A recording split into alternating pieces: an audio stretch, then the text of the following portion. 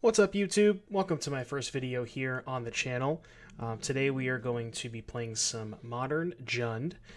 Now, if you've watched my stream recently, you'll know that I've been a big fan of Modern Jund in the post-Astrolabe world. And when I saw this list that was piloted by one Willie Edel, known Jund aficionado, I had to go ahead and give it a shot because he's one of the people who have, been playing Jund since basically the dawn of time, and I trust his opinions.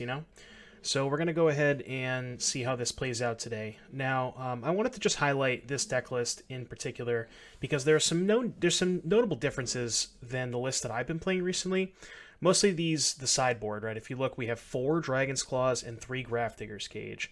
Now, in those spots before, most of the time what I was playing was just some 1 or 2 ofs, maybe 1 or 2 spell bombs, 1 or 2 collective brutalities. But I think the theory behind this particular sideboard is just find the most impactful card in your bad matchups and just max out on those. So I'm really interested to see how that plays out in the post-board game specifically. Also, as far as Doomblade is concerned, I don't think I've seen that card registered in a Modern event probably in about 3 or 4 years.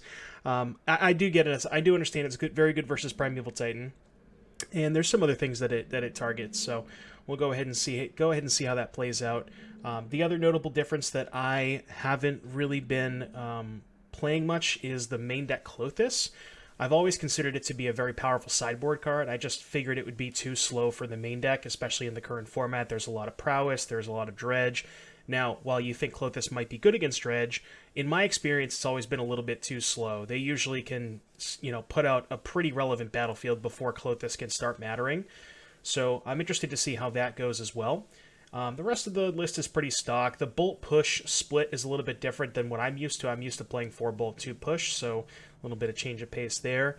And yeah, most of the rest of the stuff is pretty straightforward, just your normal stock. The other notable thing here is there's 2 cycling lands. We have a Canyon Slough and a Sheltered Thicket. Now, normally, what I've seen in the past is Barren Moor, Nurturing Peatland, which he has 2 peatlands as well, and then what's the other? Not Sheltered Thicket, Tranquil Thicket. So you do get a little bit more flexibility with the 2-mana lands because they are just dual lands on turn 1, But they are a little bit more expensive to cycle later down the road with Ren and 6, so we'll see how that plays out as well. So yeah, I'm excited to get into the games, and I'll see you guys back for round 1. What's up, YouTube? We're here for round 1 of the league that we're going to be playing with Modern Jund. If you're looking for the deck list, I'll go ahead and post it in the comment section below, and let's get started here. So we're on the draw, game 1. First, let's go ahead and take a look and see if our opponent mulliganed. They decided to keep 7. Okay. So, if we look at this hand, we have a decent mana. We have a turn 1 cliff, so we don't have to take any damage off of that. And we have some pretty good spells up the curve. So, nothing crazy, but it's definitely a keepable hand, for sure. Let's go ahead and see what we're playing against here. Alright, Flooded Strand, so this is most likely going to be the Shark Blade deck. Our play is pretty scripted here. We're just going to lead on Inquisition. See what's going on over there.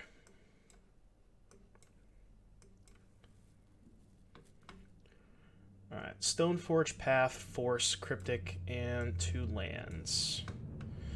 Alright, given the fact that I don't have an answer to this Stoneforge Mystic, Fatal Push, Lightning Bolt, etc., etc., I'm just going to go ahead and snap take the Stoneforge here. My hand is just very weak to it.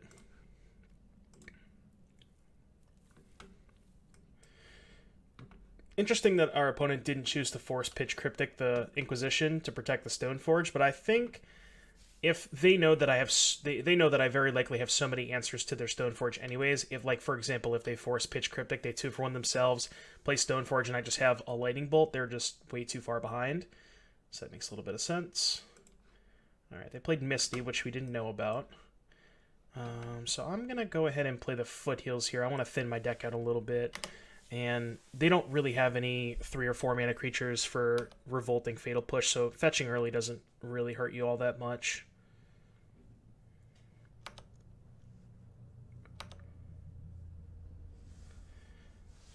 Alright, so they played the Island.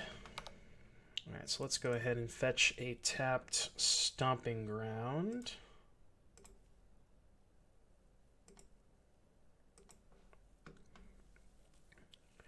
Alright, so we know they have Force of Negation.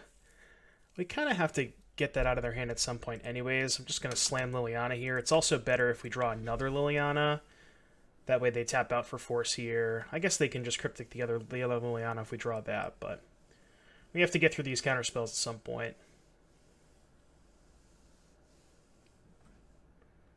Yep.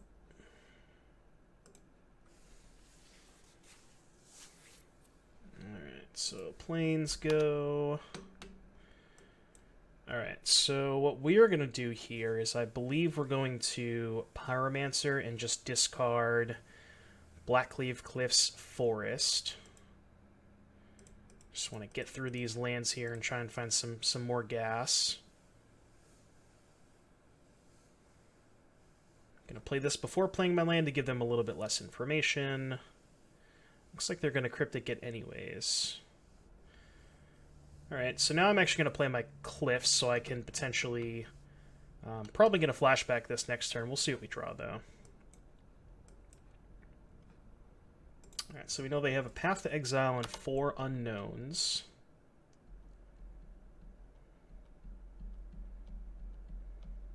I think for the same reason as last time, I'm going to fetch this turn as well. Just to thin the deck out a little bit. Like I said, Revolting Fatal Push is not really going to come up in this matchup. Their creatures are Stoneforge and Shark Typhoon, which you don't need a Revolt trigger on Fatal Push for. Okay.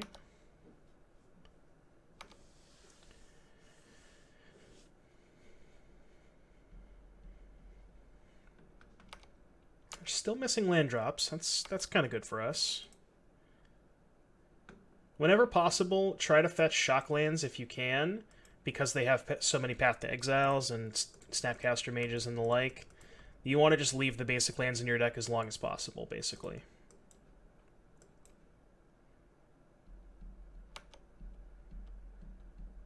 Alright, let's, I think I'm going to crack this first in case I draw a Bloodbraid Elf, because I would cast that pre-combat. Okay, that's also not bad if they have a Shark Typhoon. We'll just start attacking them with some elementals. Let's see where this goes. Their hand is apparently just all counterspells and or Path to Exiles. Because we know they have at least one path.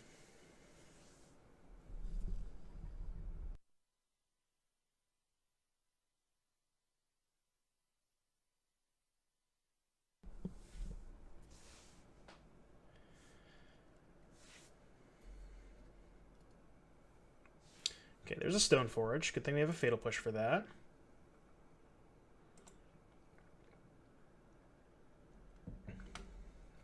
I imagine this is going to get... I could see them getting Sword here. It's pretty close between Feast and Famine and Batterskull. Alright, they decided to get Batterskull.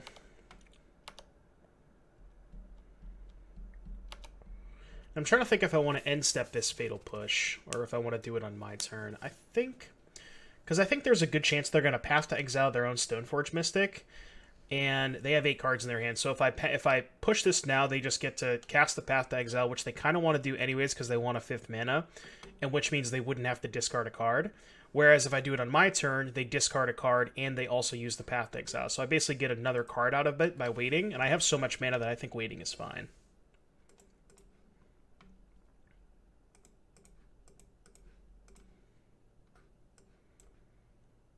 And just let it go. Interesting.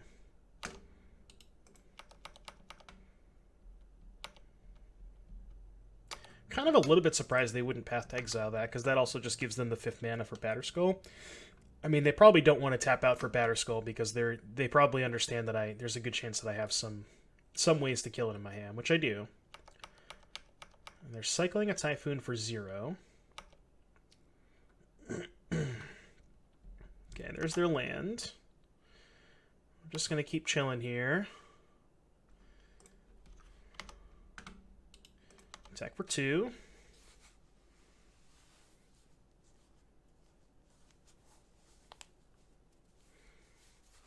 Kind of feels like they have another Shark Typhoon here. Which they do.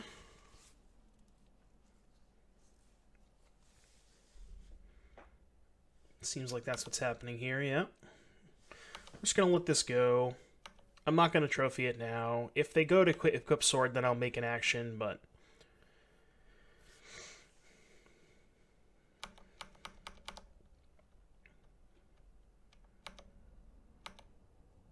Alright, not going to do anything in a turn. Yeah, because I'd much rather just bolt that than use a trophy. So we're going to cast Bolt now and see what they do.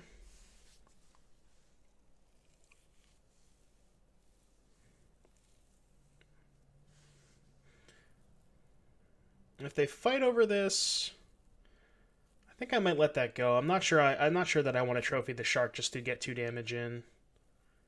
I think I'd rather try to play a little bit more of a long game. We're pretty far away from killing them with the elementals, anyways.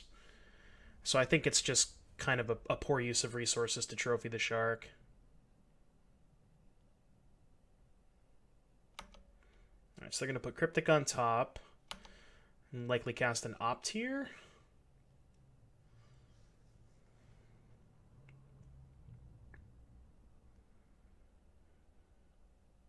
Okay. Yeah, we're just going to pass.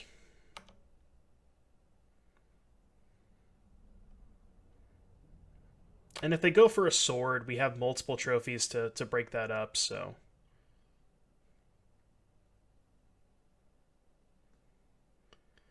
I think what they're trying to set up is Batterskull plus 3 open mana. But again, they're missing land drops, and then we knew they drew a Cryptic. They drew an additional card for turn, so there's a chance they drew a land that turn, but...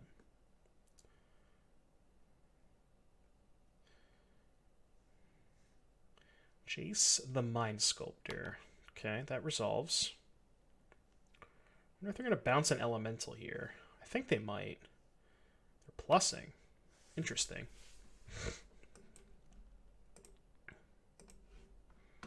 Let's see what they do with the card. They're targeting us, by the way. And they put a card on the bottom. Okay.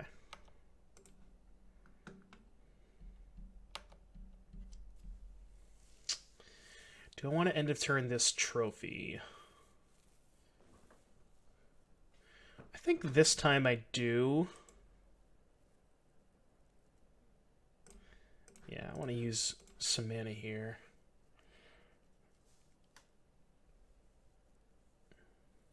I don't think there's a way for them to fight over this now. It also plays around Force and Negation, although I wouldn't mind them forcing a trophy because I have so many of them. Alright, same thing. We're not gonna trophy their shark. I'm just gonna try and keep passing here. Hopefully eventually draw a Planeswalker to take over this game. We know they have a Cryptic, but...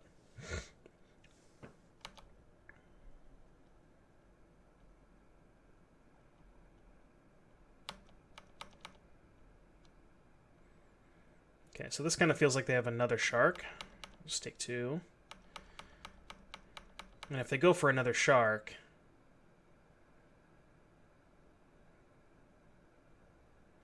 then we have a couple answers for it. Wow, they're pathing an elemental main phase. I guess they don't want to discard.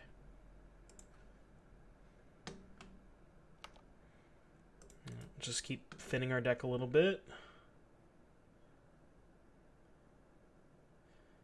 I'll just get one of the tap lands. Again, I want to leave basics in my deck for path. Let me show what that is.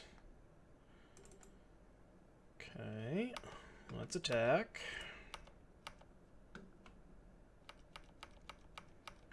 I assume they're going to take this.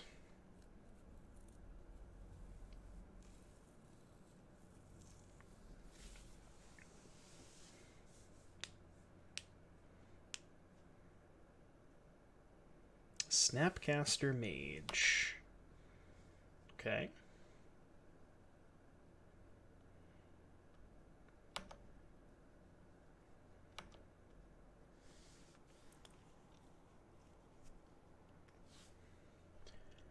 Yep, that happens. Alright, your turn, opponent. I'm going to take one more hit from both of these before I cast an answer. I'm trying to really just find like a Renin 6, a Liliana, a Bloodbraid Elf, just one of my heavy hitters. Ooh, they're going for Sword. This might actually work out well for us, because I can't imagine they can answer 2 trophies. Alright, that's fine. I'm just going to trophy the Sword.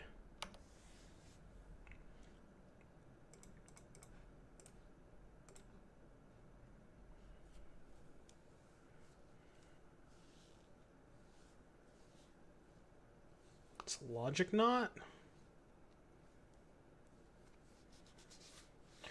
We might actually get them really good if we draw one of the Planeswalkers, because now they're going to be tapped out. I mean, obviously they could have Force and Negation, but...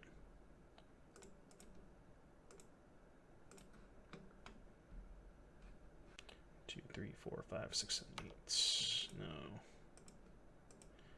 Alright, we have another one. Which they can't force now, because it's their turn.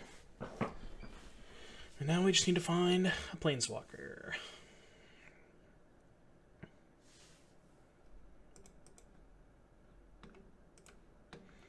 Alright, we currently have no fetchable lands. Or we have 1 forest, excuse me. Okay, that is step 1 for sure.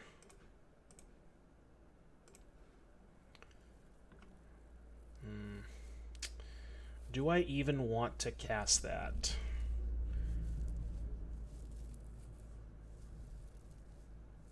I think I have to. I mean, I don't have to, but it is nice to protect this pulse, because I think I want to pulse this shark right now. And also they have Batterskull, too, that I might want to take. I think it is worth casting. Batterskull, Cryptic, Leak, Path, Shark. This is a tough hand. So what are my outs at this point? Certainly it involves drawing another Bloodbraid Elf. I think I have to take Shark Typhoon.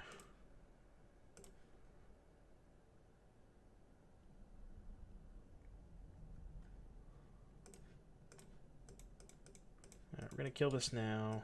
I'm going to leave this up to block here.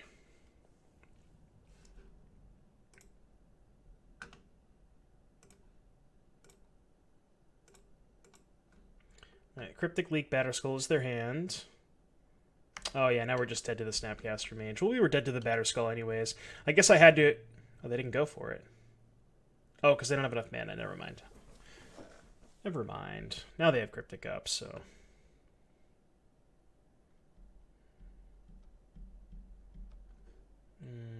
Interesting that they didn't leave up Cryptic there. Alright, we drew a few too many lands there. Just a few. Alright, so sideboard, we want Pulse, we want Ashiok, we want Thoughtseize, and that is pretty much it. We don't want Fatal Push, and we have to cut one more card.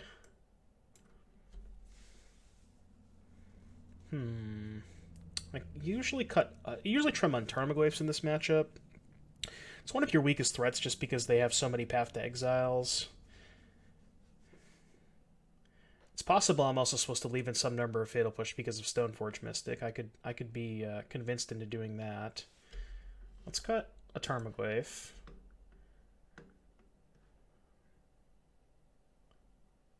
I think I'm not a huge fan of Trophy because they have so many basic lands. Maybe we can cut one more Tarmogoyf. I don't want to have 2 Fatal Pushes in my deck. The issue with having too many Fatal Pushes is when you just draw 2, you know? Because it's really bad if they don't have Stoneforge Mystic. I guess I wouldn't say really bad, because they still have Shark Typhoon, but it's not ideal, per se.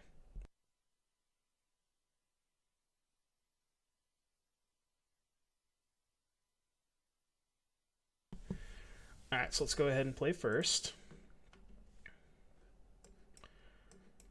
Alright, this hand has a Thoughtseize, a 2-drop, and 2 very good 3-drops, so this hand is certainly a keep. I'm going to lead on Foothills because I want to get Overgrown Tomb, and this can get both basics if for some reason want to get a basic. I don't think I'm going to end up... I think it's going to go Overgrown Tomb, Blood Crypt, but... Again, just don't want to fetch basics against the Path to Exile deck.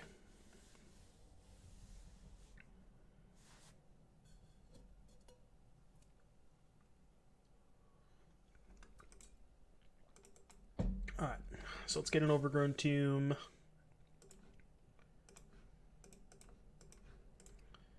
Let's see what they got.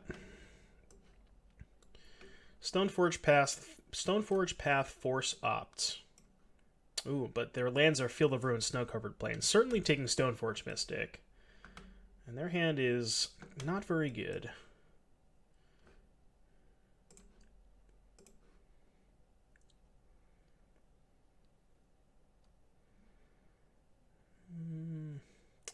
I could hold Scavenging Ooze to wait and try and get some value out of it, but I mean, if they want to just Path to Exile it on turn 1 and ramp me, I think that's fine.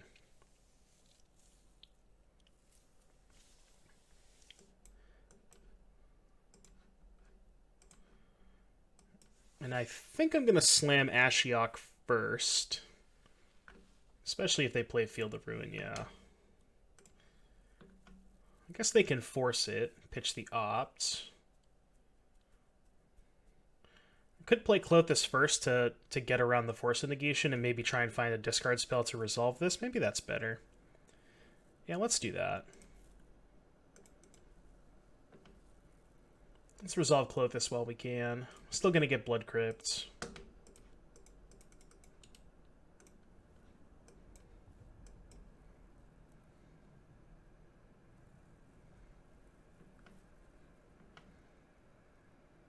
It's Celestial Purge, okay.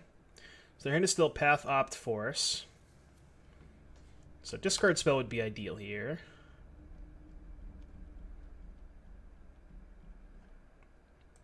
I'm going to crack the Peatland now. I still think I want to hold this, just because of how good it is in the matchup. I don't want to just trade it for a Force and an Opt that they can't cast. I have 6 more discard spells. Yeah, we're still just going to hold here. I'm getting a huge advantage by just making my land drops, so...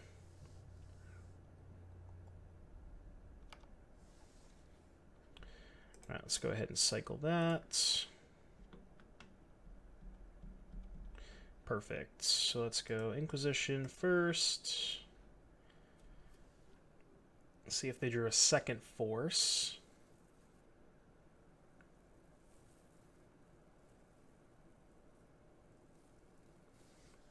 Force Pitch Charm, so we know they still have Opt.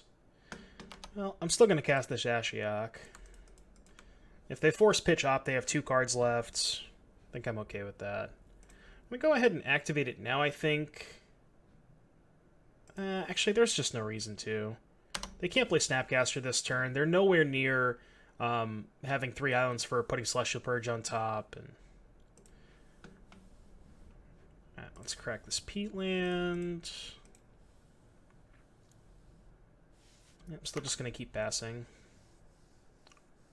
Now all their fetch lands are dead. And you're an island.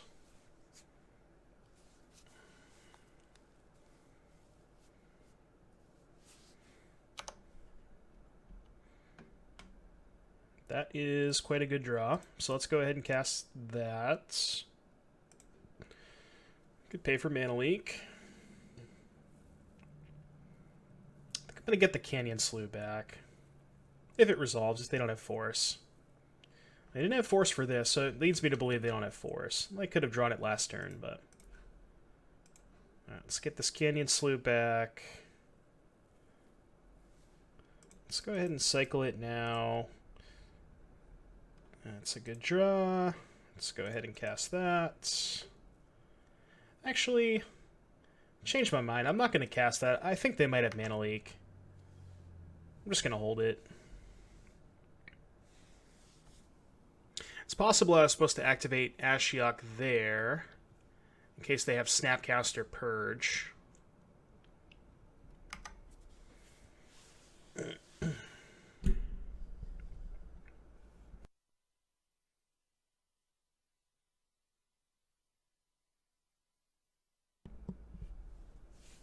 Let's see who they're attacking. They're attacking Ashiok. Okay. Alright, so let's go ahead and Inquisition them first for more information. I think this game is just about over.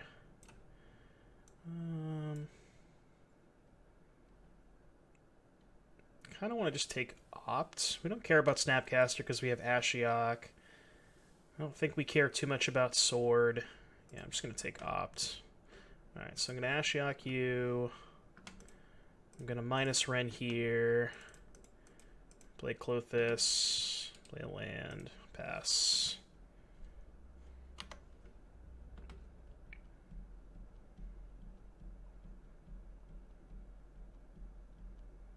Drew an island.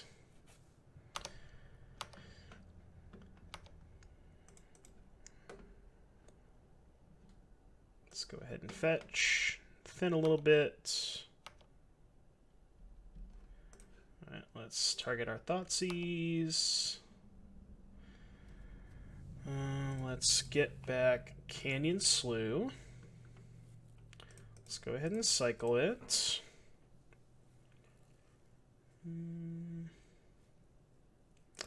Guess we can Inquisition them, see if they want to go ahead and do anything in response. I assume they're going to cycle...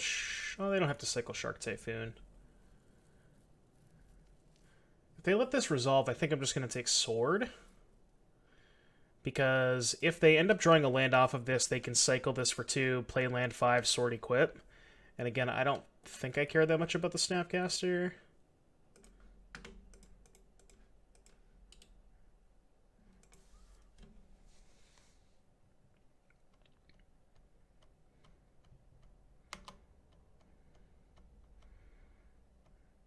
So now they're going to Shark Typhoon for 2 and likely attack Ashiok, which is fine.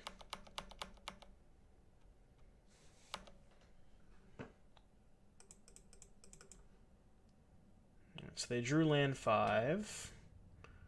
So we know their hand is Batterskull, Cryptic, Snapcaster, X.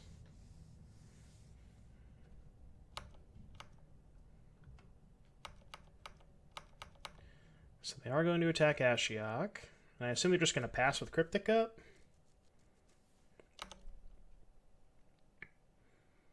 I'm not going to eat anything with the ooze. I'd rather save it for food for Clothis.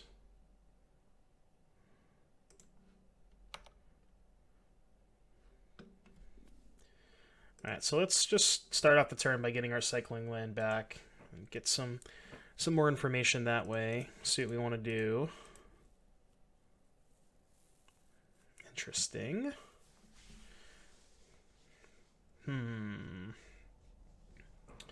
Batterskull, Cryptic, Snapcaster, Mage. So if I Maelstrom Pulse the Shark token, they're likely just going to counter... probably just counter draw. Because they kind of need the Shark token to be able to pressure the Ashiok.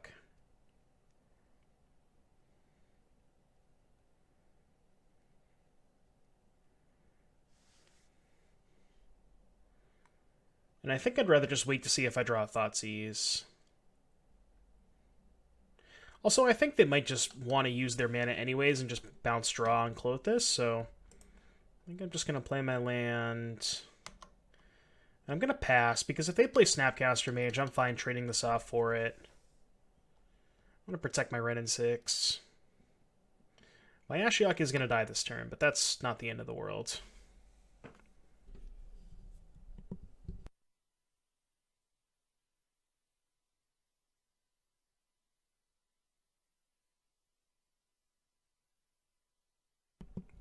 Alright, so they are going to go ahead and kill Ashiok. That's fine.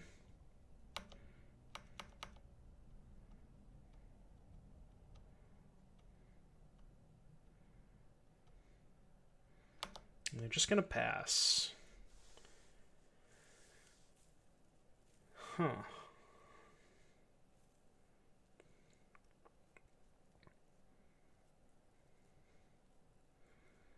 Trying to think if there's anything we want to do in the turn. I don't think so. I think we'll just take our untap step. Okay, that's a decent draw. I still have Snap, Cryptic, Batterskull in hand. 1, 2, 3, 4, 5, 6, 7, 8. So we do have enough to cast this and flash it back.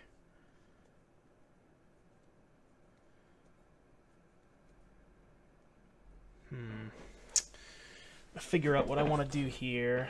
So what happens if I just lead with Maelstrom Pulse? If I cast Maelstrom Pulse, I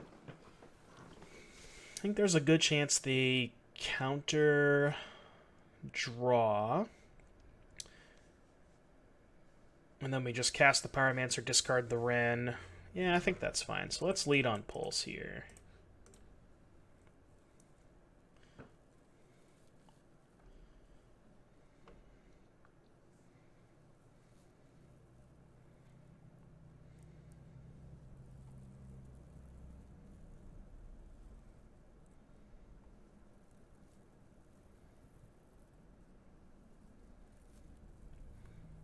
And let it go. Interesting. All right, let's go ahead and cast. Ooh, actually, wait a minute. So if I cast Pyromancer, they can actually bounce Wren and draw in response, and then I'd have to discard both my Wrens. So I think what I'm going to do is activate this first to put a land in my hand, then cast the Pyromancer. So this way, if they tried to take that line of bounce Wren, draw card, I can just discard Wren land and still have a Wren. I can just even cast it this turn. This also turns on Clothis, which is nice.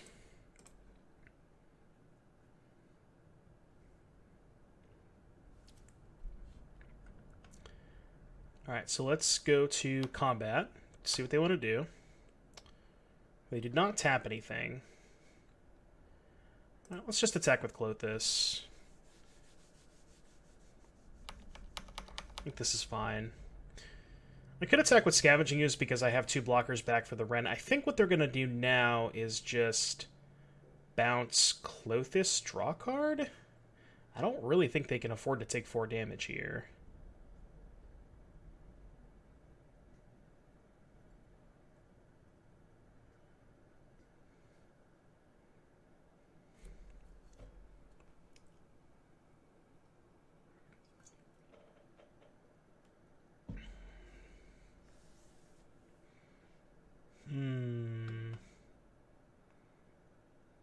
Okay. Let's see if I have any fetchable lands left. I don't believe I do. I do not. So this is... like, this actually can't get a land to cast Ashiok. That's not the best. Interesting. Alright, just pass here.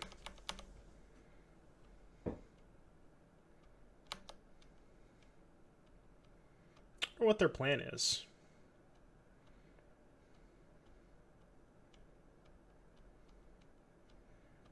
It kind of feels like they're just planning on tapping out for Batterskull here. I guess they can fog me for 1 turn with Cryptic, but... okay, it looks like that's what they're doing. I feel like they're just falling too far behind, though, if they do that.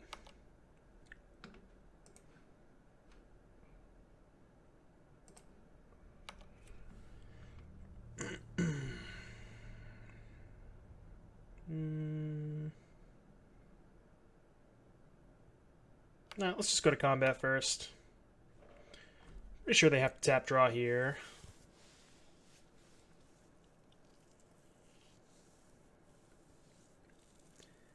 I think maybe I should have cast Ashiok first, but then they could just counter tap.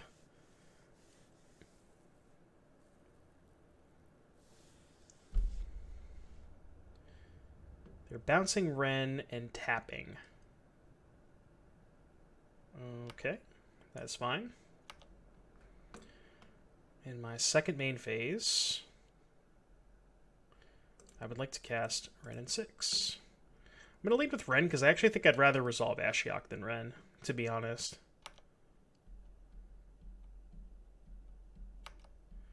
So I'm going to put Cryptic on top.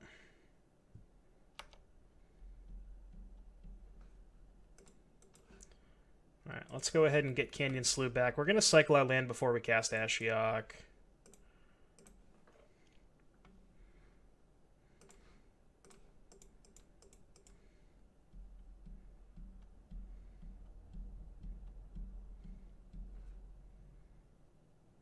Not going to activate it. Just going to play my land and pass.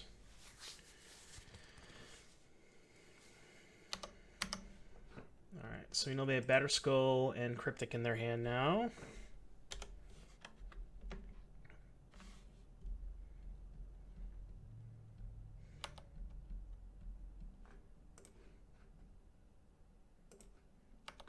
To worry a little bit about time here.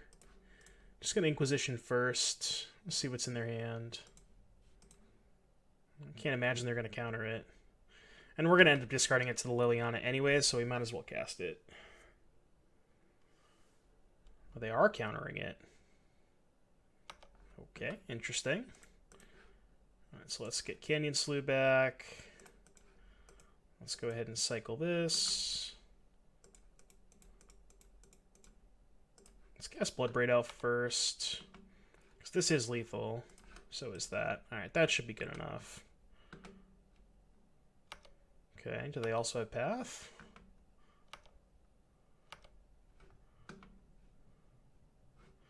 Nope, they do not. Alright. Wild game. They kind of just miss land drops for a bunch of turns. Trying to see if we want to do anything else here. I don't think we do.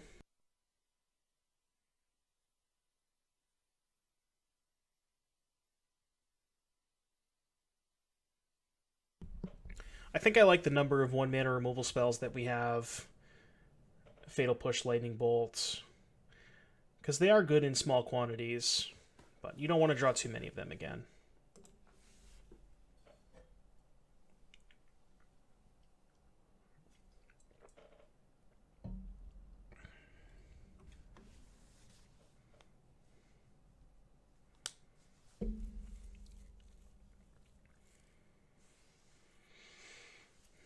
Be a little bit careful of time here. This hand is very awkward because it has basic Swamp, which can't cast Renin 6. I think I'm going to go ahead and take a mulligan. Also, it has Fatal Push and Lightning Bolt, which, again, you don't really want to draw 2 copies of this effect. So it's sort of already a 6-card hand. This hand is definitely better. I think I'm just going to put back Maelstrom Pulse.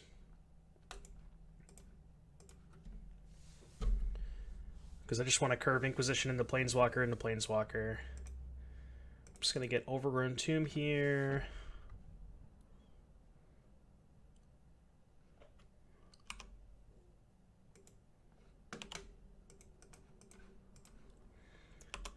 Probably going to take this Stoneforge Mystic. Yeah. I could take Celestial Purge, but we have two cards for them to purge anyways. They're likely going to Logic Knot this and purge this. But even if they do that, we're still going to get a card out of them this way. This is still going to be a 2-for-1.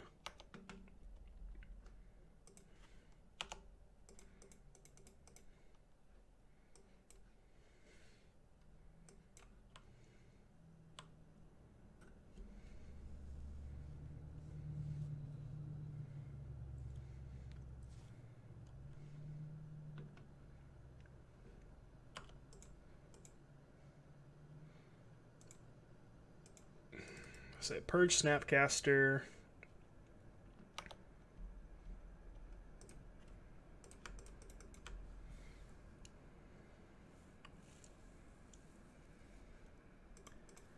Alright, I'm going to discard Forest, I believe. If they have a land, they're probably just going to discard Purge, untap, play land, snap, purge this. They discarded Path. Okay, so now they're going to purge. So they have a Snapcaster as their last card. So we're about even. Their last card is good, for sure.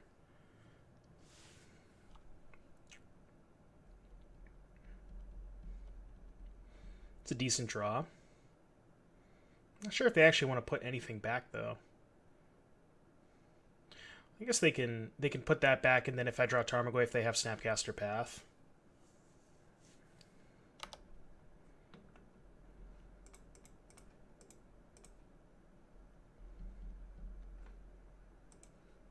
I'm not going to cast this, because we know they have Snapcaster Mage. I'll wait to see if I draw a discard spell.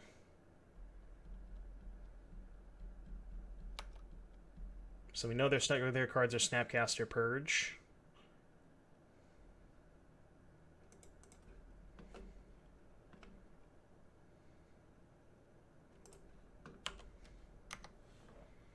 Alright, discard spell would be a nice draw. Bloodbraid Elf. Yeah, still any Planeswalkers are all good draws, because they're all just 2-for-1s.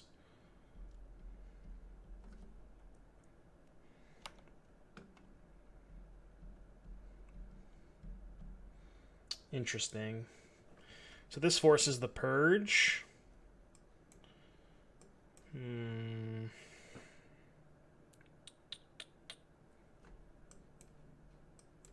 think I'm going to wait one more turn. Try and draw a discard spell.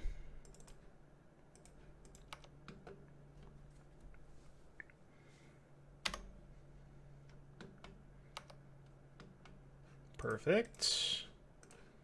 So now I'm just going to take Snapcaster Mage, and I'm going to cast Tarmogoyf, because this is the card I care more about.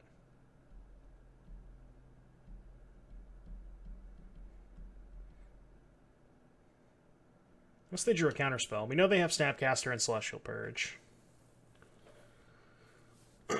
So what is the last card? Is it a Cryptic?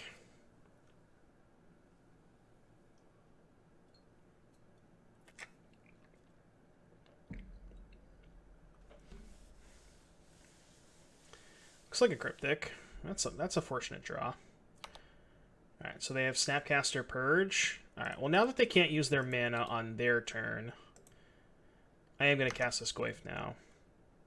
Should have left up red mana. I don't think it's going to matter too much, but...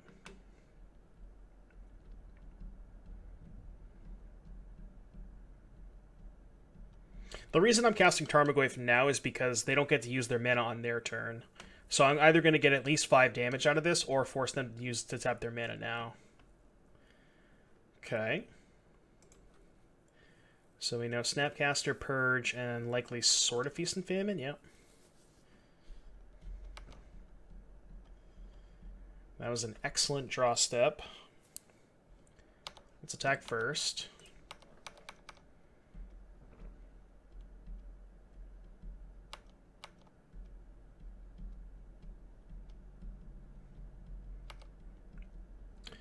I'm going to end up bolting this anyway, so I'm just going to do it now in case they just naturally drew the Batterskull. I really don't want to give them the opportunity, because if let's say I don't kill this and they draw their 5th land and they just happen to naturally draw the Batterskull, then they could just play land 5, put in the Batterskull with 3 mana up, and then I can't Kolaghan's Command it.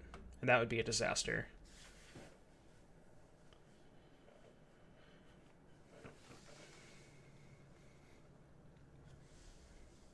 So we're going to prevent that. And we're going to end up bolting it anyway, so we might as well just do it now. Alright, and we'll pass. We know they have the Purge. I don't want to play Klothys and let them use their mana. Their last card was Path.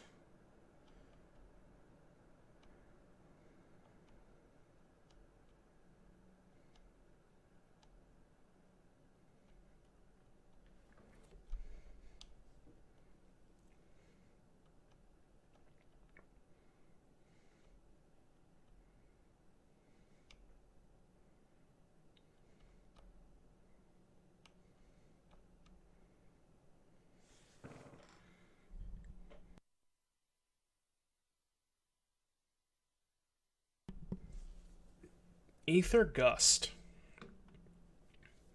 So their hand is Snapcaster, Sword, Purge. I think I actually have to bottom this. Because the issue with topping it, if I top it and cast it, then they can just end step Snapcaster Path my Goyf, untap, Sword, equip, and I have to tap below Kolaghan's Command. I'm just going to keep passing until I find a discard spell again.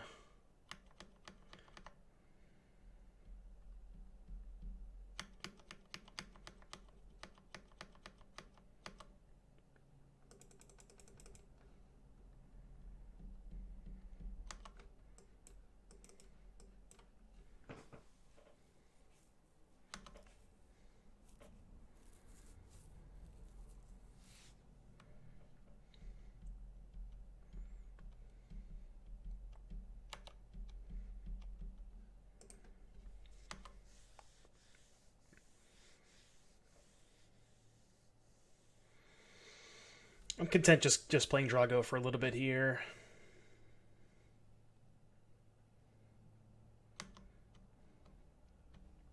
Again, I don't want to just play the Clothis into a known purge. Soul Guide Lantern. That resolves.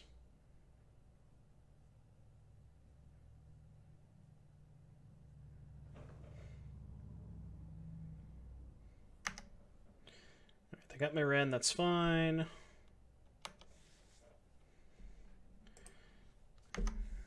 Okay, pass turn.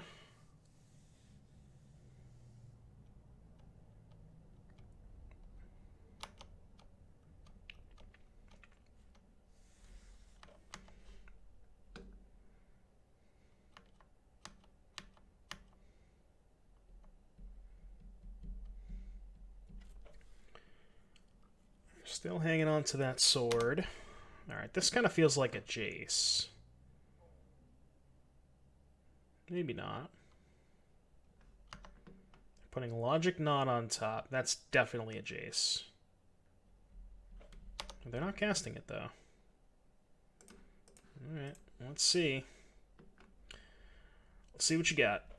We know about Snapcaster Sword Purge. We know they have Logic Knot on top. They're just forcing that. Alright.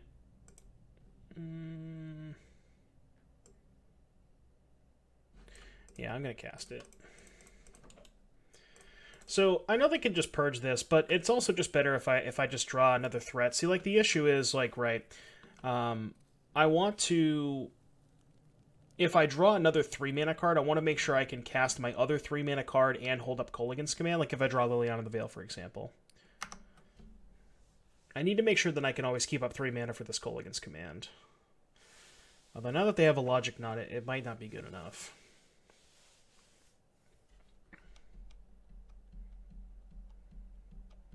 Okay, that's fine. I don't care too much about that. Perfect. Alright, let's Thoughtseize them, see what they want to do about that. If it resolves, I'm likely going to take the Snapcaster Mage.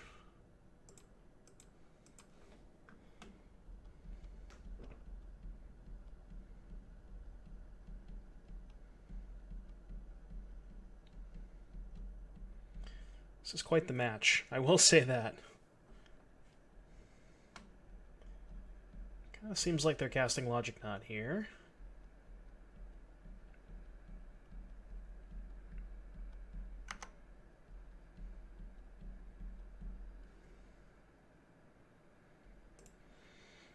Okay.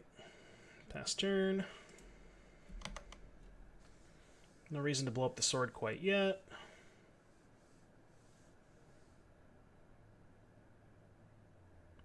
Jace, and their last card is Snapcaster Mage. Alright, I'm actually going to respond to the Brainstorm and trophy this. I want them to fight over this. They did not fight. Okay. So the reason I wanted to do that in response is because if they snap Logic Knotted that, then I could Kolaghan's Command, blow up the sword, kill the snap. Interesting.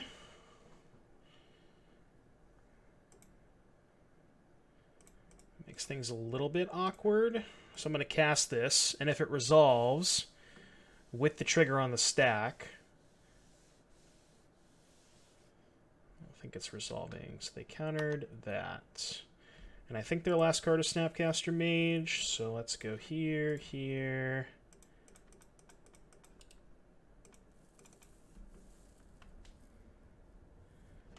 I believe it was... Yep, alright. Pass turn. Wonder if they put a Shark Typhoon on top. Potentially. Get a Forest. Another Field of Ruin. Interesting. Very odd.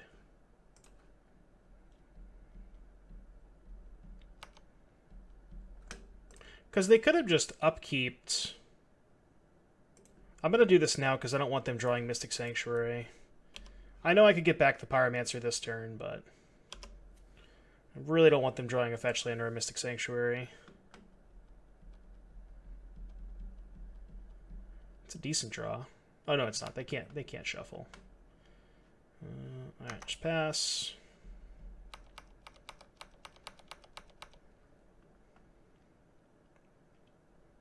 If they attack, I'm going to double block.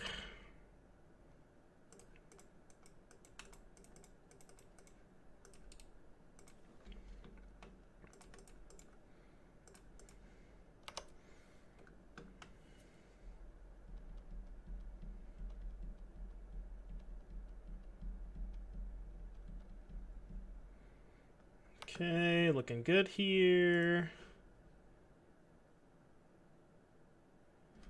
There's just no reason to mill them, I don't think.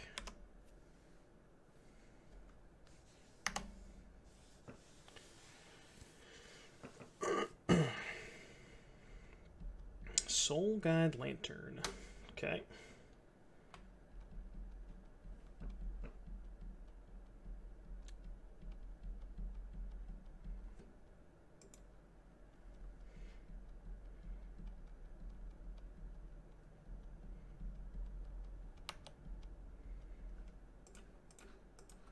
Just want to see what they drew. Sure.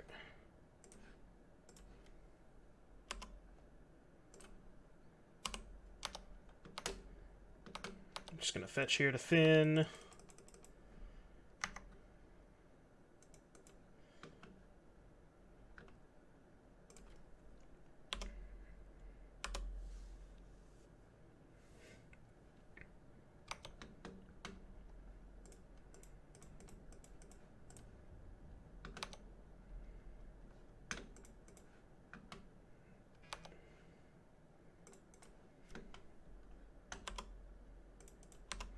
Okay, pass the turn.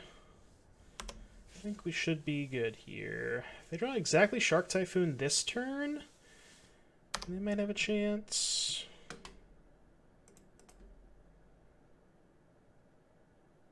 They did not. Should be Gucci.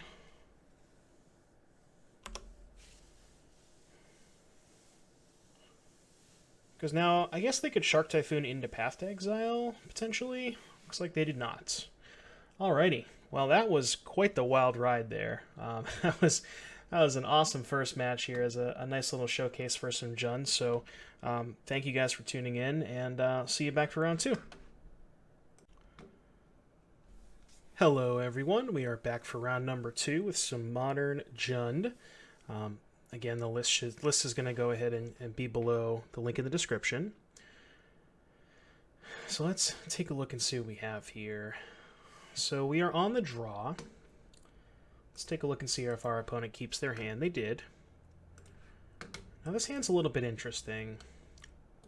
We have no 1-mana interaction. We have Trophy, which there are some matchups where having 2 trophies is good, but I think in a large percentage of matchups, you don't really want to draw 2 of these.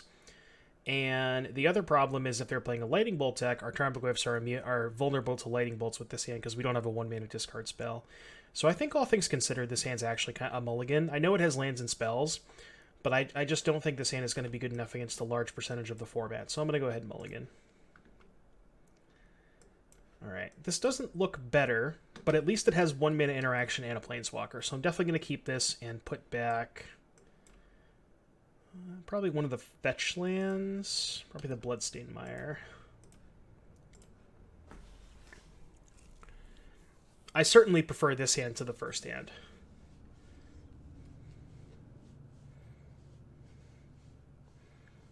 Is this a Jund Mirror? Nope, Dredge. Well, this matchup is very bad game 1. The good news is we have a lot of sideboard cards. So we're going to do our best here, but I am optimistic.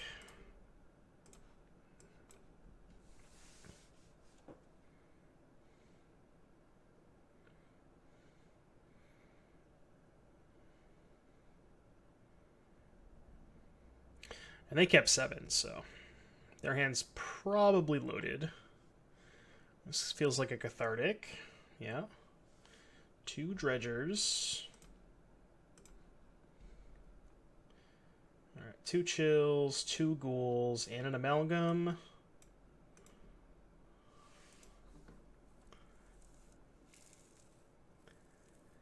I think I'd actually rather just concede than show them what I'm playing. There's a 0.00001% chance that I win this game, because they're going to have 9 power in play. I mean, I can Ren and tick down and kill one of these, but then they just get to kill the Ren, put me to 8. Yeah, I just think there's no chance I can win this game, so I'd rather conceal a little bit of information. Alright, we have Ashiok's and Cage. I don't hate Maelstrom Pulse. I don't hate Thoughtseize on the play, because you can tag Cathartic Reunions, but I'm not sure how many discard spells I want to have in this matchup. Liliana of the Veil is really bad, as you never want to tick it up because they can just discard Dredgers. I think I like the second Pulse. I don't like Kolaghan's Command for similar reasons why I don't like Liliana. And I'm not a huge fan of Trophy. I'm not a huge fan of Ren. Like, here are the cards that I don't necessarily like. Fatal Push is acceptable.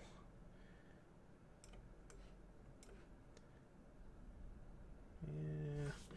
The nice thing about Fatal Push is because you have cards like Ashiok and Scavenging Ooze, they get a Prized Amalgam into play. You can just Fatal Push it and then eat it. I think Assassin's Trophy is just not ever really where I want to be, and I think I'm going to trim a Ren for another Thoughtseize on the play. So I think we're going to go with this. Let's see how this goes. Alright, game 2, we're going to be on the play. Let's hope to find one of our sideboard cards. No sideboard cards. Is this hand going to be good enough? If their hand is Cathartic based and or Shriekhorn based, this hand is not terrible, but it just doesn't have... I think the recipe to beat this matchup is either sideboard cards or pressure, and this hand has neither of those. So I think I'm supposed to mulligan this hand. Okay, this is a lot better. It is missing red mana. I'm just going to go ahead and bottom this bolt, but Thoughtseize into Cage is a good recipe here. We Thoughtseize the answer to the Cage, and then we slam Cage.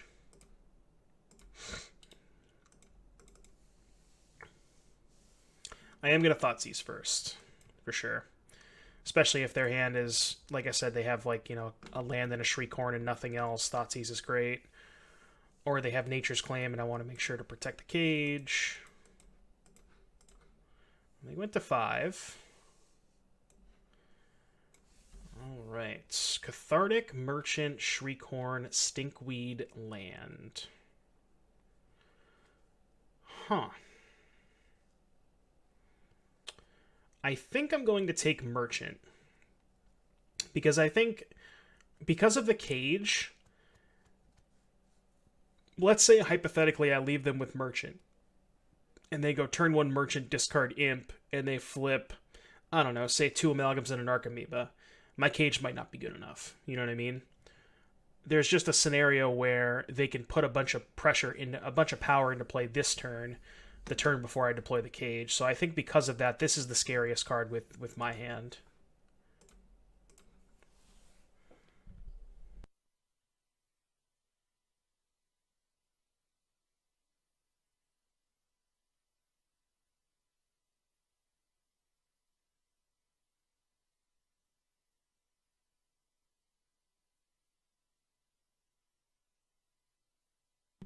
Alright, so they're going to play the Shriekhorn. Makes sense.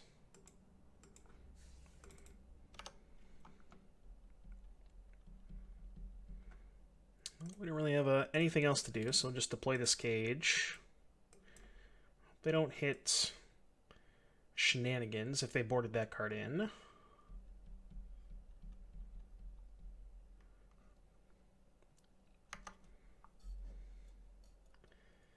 If they're aggressively milling, it kind of feels like they did board in Shenanigans.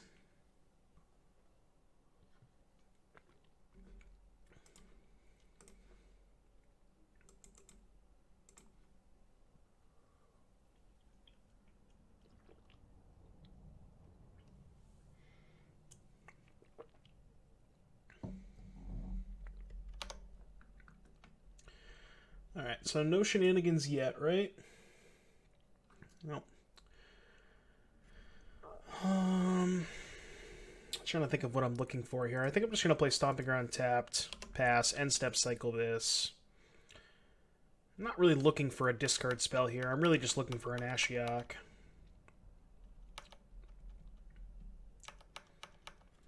Basically, I just need to dodge shenanigans before they find...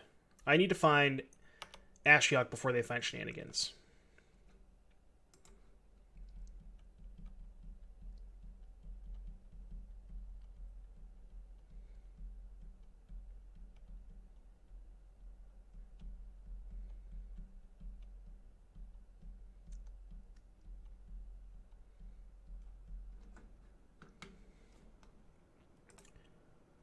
Not missing something, right? They haven't found shenanigans yet.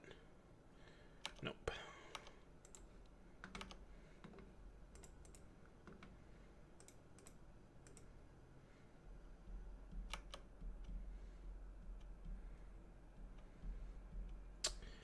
Trying to think if there's any reason to cast this. Not particularly.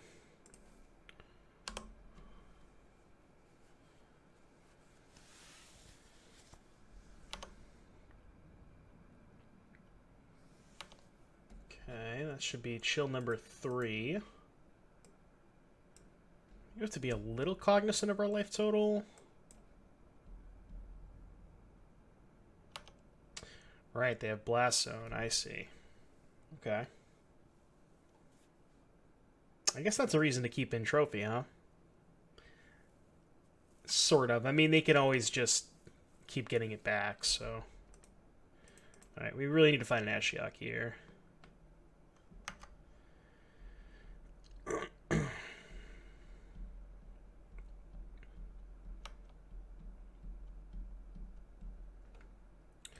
That helps. Definitely helps. Do I want to eat anything now?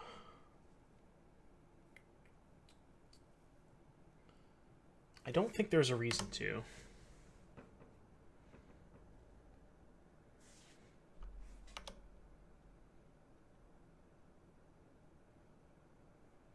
Scavenging Ooze was certainly a good draw.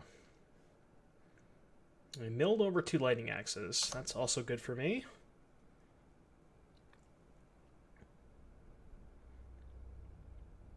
I could have Inquisition first to try and nab a lightning axe, but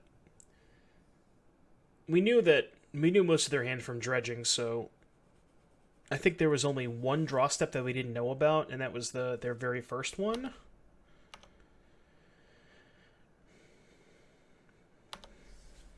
Alright, so let's just start eating some creatures here. Guess I'll eat the Amalgam.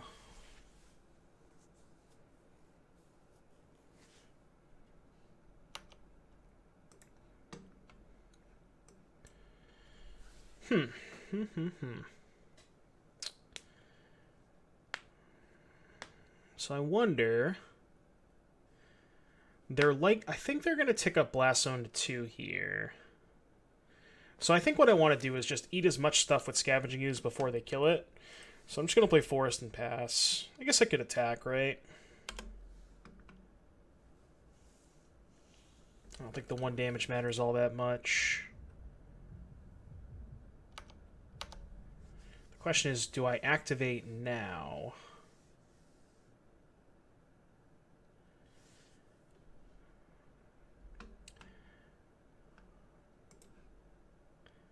I'm going to eat their other, at least eat their other Amalgam now. I want to keep up some number of activations because let's say, for example, they end step, blow up the cage. Like, let's say I tap out of all my mana. They could just end step, crack the cage, untap, and go off and do a bunch of stuff. So I do want to keep a couple activations up.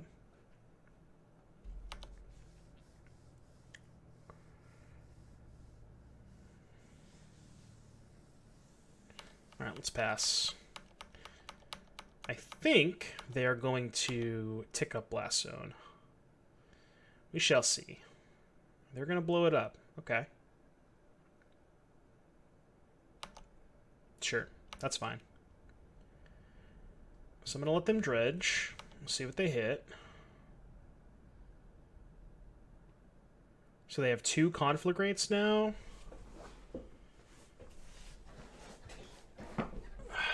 So here's the issue. If I eat both conflagrates, they can just loam back the blast zone.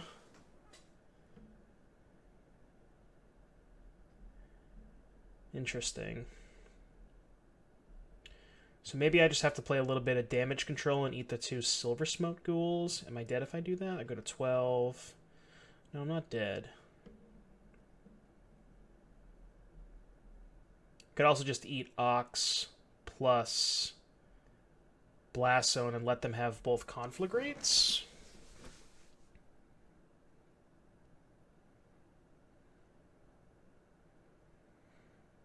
It's a really tough spot. Needed 1 more green mana. If I was able to eat the conflagrates and the Blast Zone, I think I'd be in pretty good shape. But now they basically have 3 ways to kill this because they milled over the second conflagrate.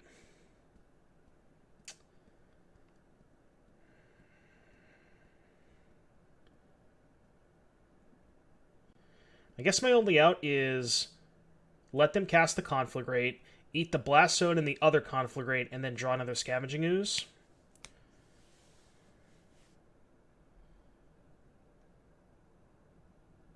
Yeah, this is fine, I think.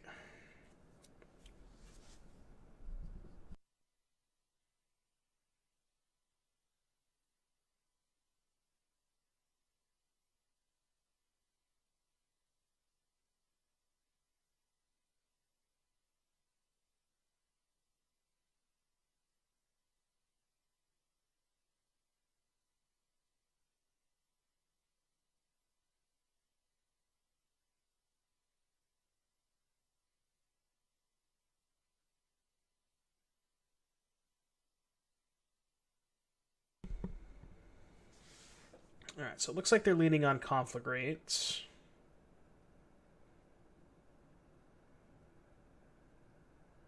Oh, they're leading on Ox. Interesting.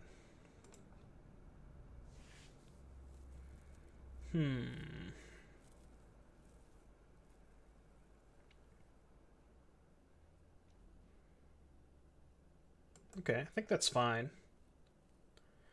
I think now what I'm going to try and do is just play some damage control.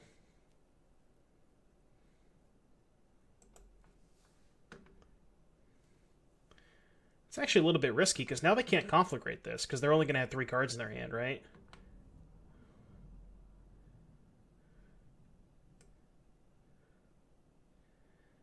And that's their last chill, so I can just eat the chill and they can't get back Silver Smoke Ghoul.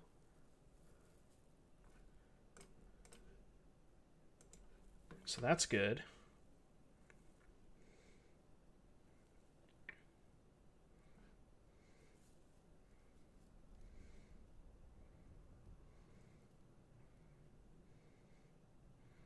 And they already played their land for the turn, so they actually can't cast Loam, play land, and conflagrate this. I actually think we're in a pretty good spot here. Yep, that's fine. Can let all this go. Now they can't conflagrate because they have 3 cards and our Scavenging Ooze is a 4/4. Alright, now I can just eat the Blast Zone.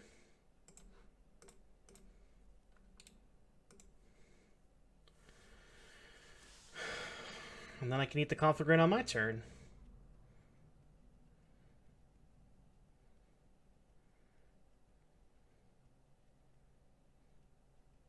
Interesting. They have 3 cards in their deck?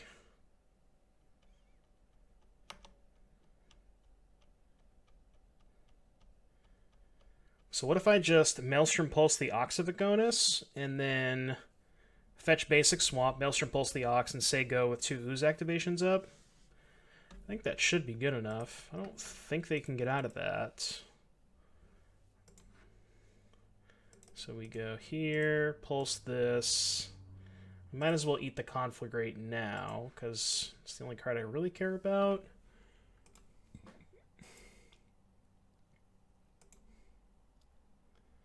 So they have 2 Narcomoebas left, but if they mill over a Narcomoeba, I can just eat it. Alright, pass. I think we're good.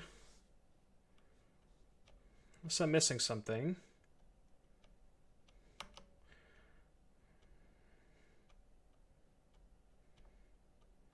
Alright.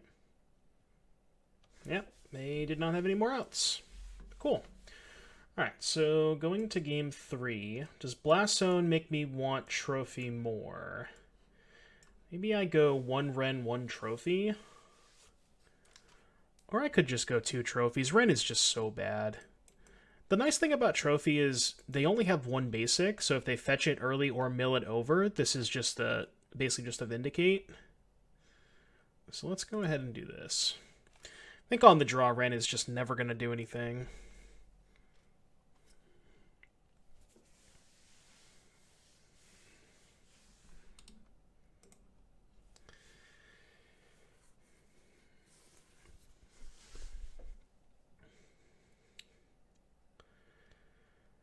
This hand is a little awkward. They mulliganed.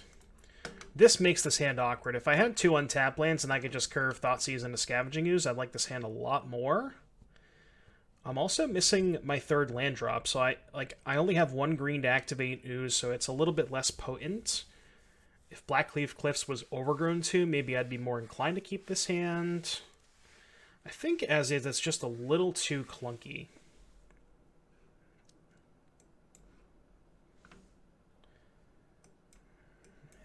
Still with the tap lands. I think this hand is keepable, though, because we have 2 sideboard cards, and we have a discard spell for their Cathartic. So I think I'm just going to keep this and put back the Seasoned Pyromancer. I'm going to discard spell on 1, and then tap land Cage on 2, and then hopefully Ashiok on 3. And hopefully Cage plus Ashiok is enough to seal. I'm just going to get Overgrown Tomb, I think, in case I draw Scavenging Ooze. I'm just going to Inquisition them. Alright, certainly taking Cathartic. So they kept the 1-lander. And now even if they draw a land, their hand's still pretty slow. Yep, so they're going to Conflagrate for 0 in case they draw a land, which means they can then discard all these cards. We're going to Slam Cage. Pass.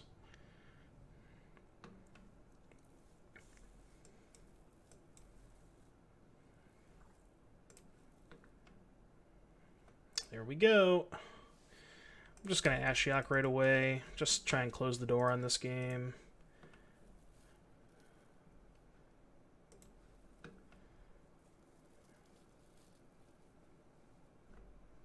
Alrighty.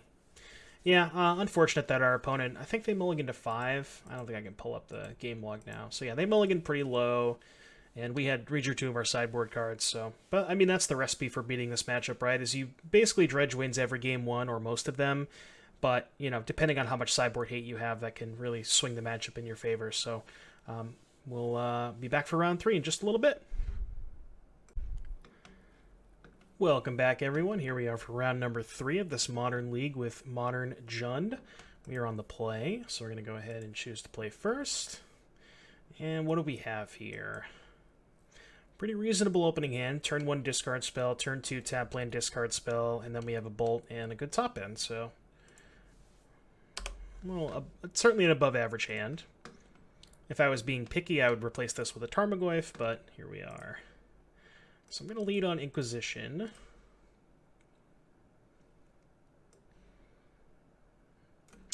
Okay. Mattery Shaper, Walking Ballista. Interesting. I don't think I care too much about the Walking Ballista, because they're really far away from Tron, and without Tron, the Walking Ballista is not really worth that much, so I'm just going to take Mattery Shaper.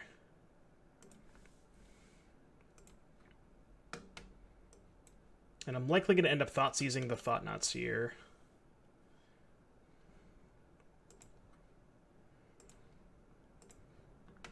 Nope, that's not what I wanted to do.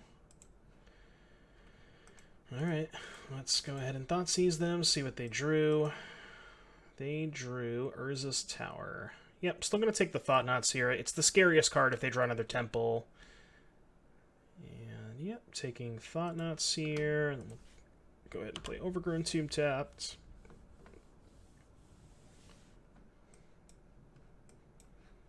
Alright, Urza's Tower. I was just going to say Liliana would be perfect here. Alright, let's play Liliana. We're going to discard Lightning Bolt.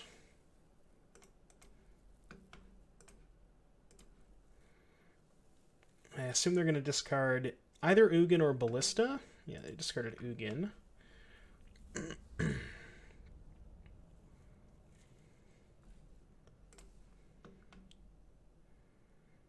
Alright, so let's Bloodbraid Elf. No, it's actually Liliana first. Because if I cascade into another Liliana, I might want to cast that. And I don't care about this Inquisition.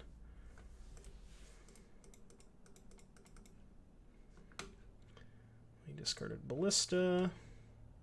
Hit a Fatal Push.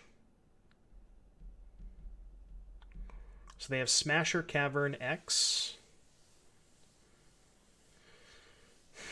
I think I might want to chump block this Reality Smasher. My Liliana would take 3. Then I can just minus the Liliana and Edict. Yeah, I think that's fine. Oh, they drew Dismember. Alright, so we have a game.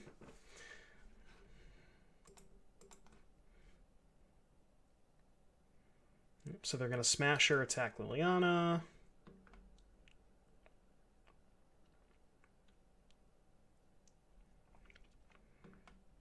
I believe we draw another Liliana. That one's not great. I mean, it is a spell, so it's better than not drawing the spell.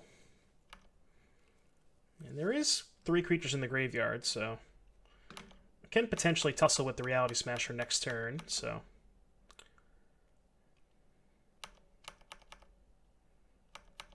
So they don't have a great follow-up here.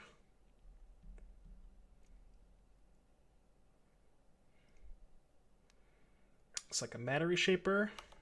That's fine. I can live with that.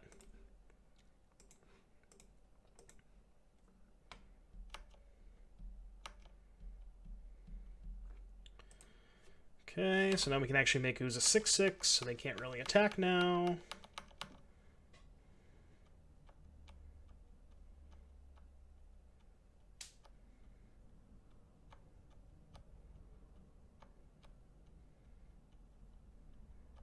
Karn. Okay. Let's see what they're going to get. Mystic Forge. Alright, so let's eat Thought Knot. Let's eat Ballista. And then I'm just going to fetch a tapped green source here.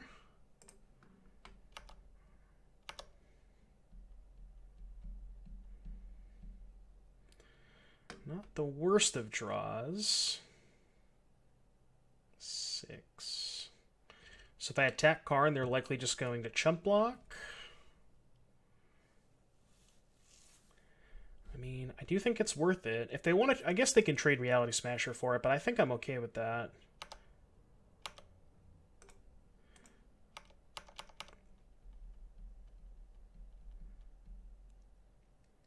From their perspective, if they double block and I drew a Lightning Bolt, it's pretty bad for them. So I think they're more likely to just chump block here. Alright, they did go for the double block. Unfortunately, did not draw a Lightning Bolt. So we are going to let this trade happen. And we're going to play a Goyf. We'll pass. I'm going to cast Mystic Forge.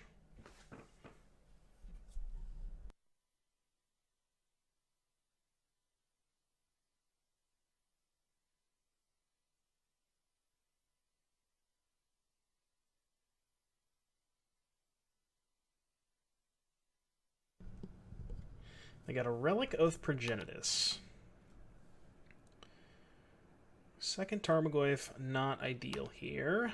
In the face of that relic. I have to attack Karn. They're likely going to chump block.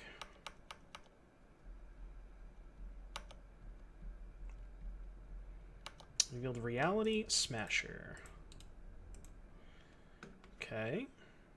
We'll just play our second Goyf. So we know they have a Relic and a Smasher in their hand.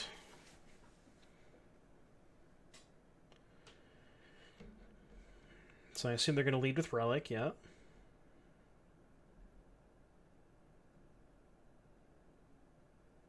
They're going to pop it immediately. Okay. That's bad for me, that they found Tron. So now they can smash.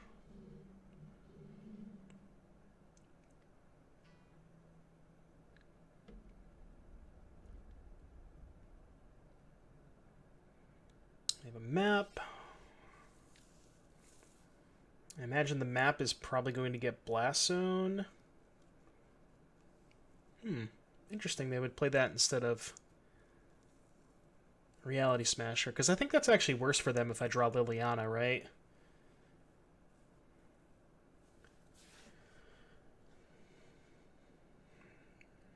It's actually better, because then they can attack the Liliana down with Smasher. Sure, that's fine.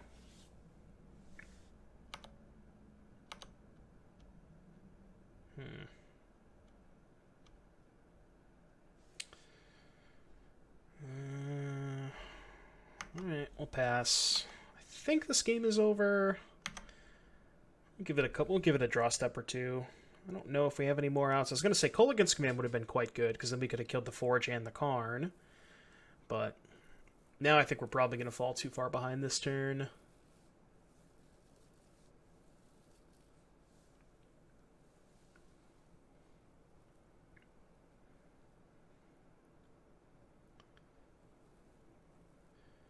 Okay. Well, we do have a Maelstrom Pulse in our deck. That's probably our path to victory here, is start with Pulse. Pulse into K-Command, maybe?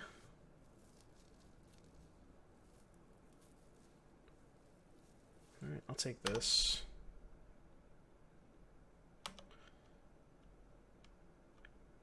Lightning Bolt. So I can Bolt Karn, jump. Yeah, I'm just dead to the Smasher. Alright. We'll go to game 2 here. Alright, so I want to bring in the Damping Sphere, the Doom Blades, the Maelstrom Pulse, probably the Thoughtseize. I don't really like Ren in 6. And I think Klothys is too slow in this matchup. I tend to maybe trim on Fatal Pushes too. Like, I think all these cards are a little bit below par in this matchup. At least Lightning Bolt is good against their Planeswalkers. So maybe I just trim a mix of this. Maybe like 2 push, 1 Klothys, 1 Ren.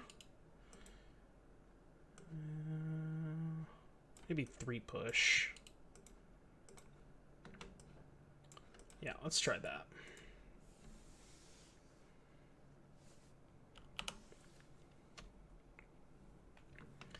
Liliana Trophy Pyromancer. So no discard spell.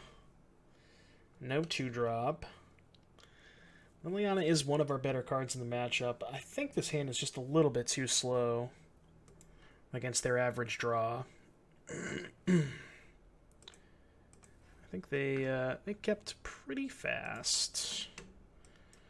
Alright, so why don't we keep this and bin the Lightning Bolt?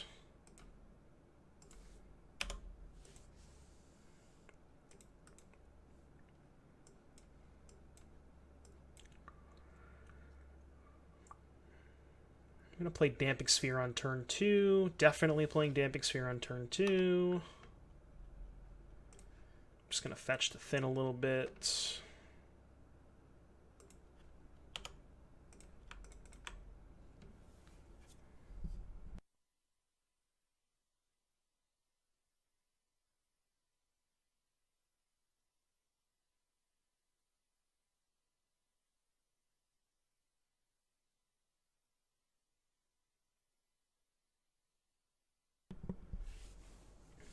So because they have this relic, I don't really want this Tarmogoyf right now, so what I think I'm going to do is just Pyromancer, discard the Tarmogoyf and the Bloodstained Mire. So at least get a little bit of pressure here. Okay, we replaced it with another Goyf, but we do have Ravine, which is quite good here.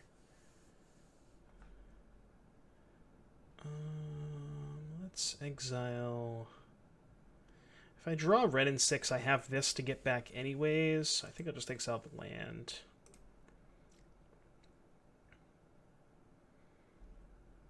Matter Reshaper.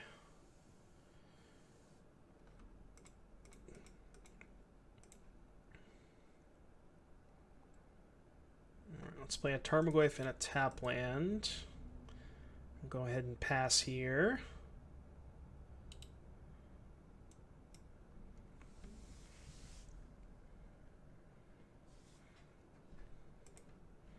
Okay, that's fine.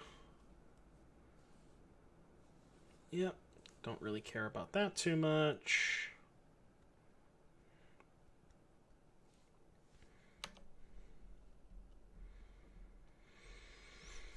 I think we need to find a removal spell for this here. So let's go ahead and cycle this. Not the best in the face of a relic. I think I am going to cast it, though.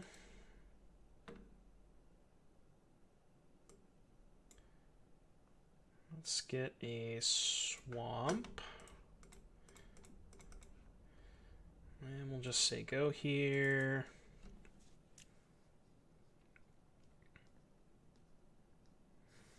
We'll exile the Verdant Catacombs. Again, if I draw Ren, I'd rather have this in my graveyard.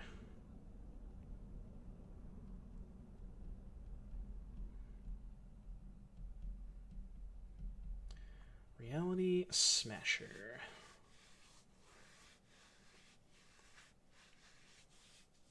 Alright, we'll go ahead and take 5. If they attack with Thought-Knot Seer, I am going to quad block. I am happy with this trade. Am I happy with this trade? I think I am.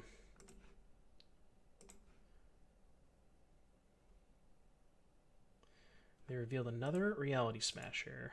Okay, I'm a little bit less happy with that trade now.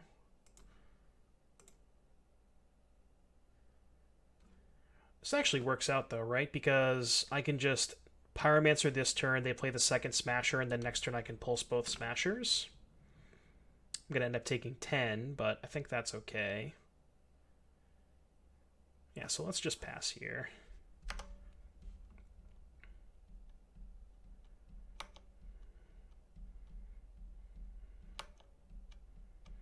I still can't... Well, I guess they can't attack with Thought-Knot Seer, right? Because... Yeah, because if I block... If I block with everything, then the Goyf's only an 0-1, so I have to chump here, which is... That's fine.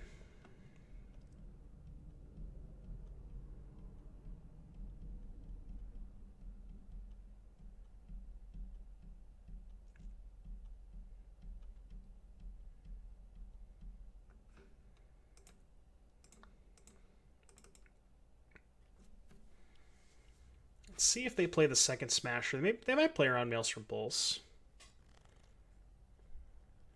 It wouldn't be unreasonable to play around Pulse here. I hope they don't, but... Wow, they are playing around it. Alright, I'll take 5. I'm surprised they didn't attack with this. I guess I could theoretically double block with Ravine token, but I think they're okay with that.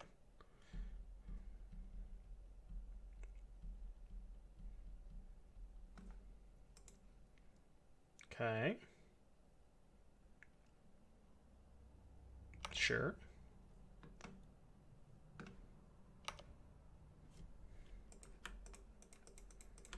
All right, let's exile this Pyromancer.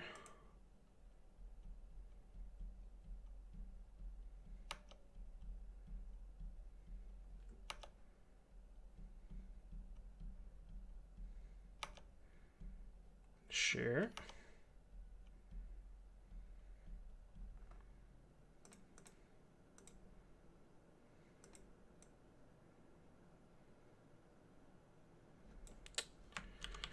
Trying to think here. I think I have to now pulse the Thought-Knot Seer. I can pulse the Seer, Thoughtseize the other one, go to 6, take 5, go to 1. And then hopefully maybe find a Doomblade.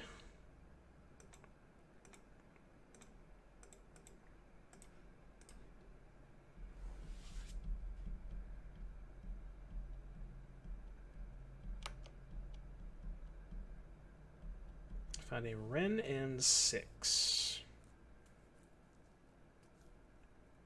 Okay, let's go ahead and Thoughtseize the other Smasher. Alright, it costs 2, but that's fine.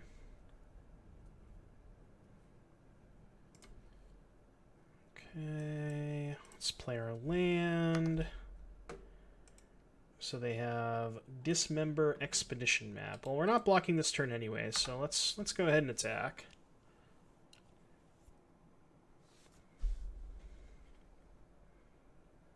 Looks like they're going to tick up Blast Zone to 2. Makes sense. We're dead to a Ballista, dead to another Smasher, but I don't really think there's any way for us to play around any of those cards. You have to get pretty lucky to win this game. Maybe I'm supposed to hold the Peat land in case I draw Doomblade, because I do need a card in my hand to be able to kill the Smasher. And I don't necessarily want to discard Wren and 6.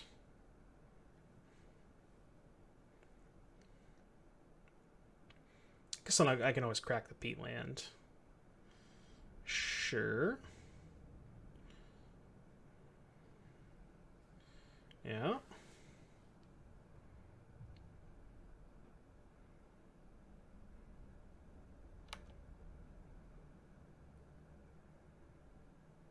And we know their last card is Dismember. So we could hypothetically block with Ravine and 2 Elementals on Smasher, chunk the other one, but they just Dismember and we die. I guess we'll crack Peatland. I don't know if we have any outs, but...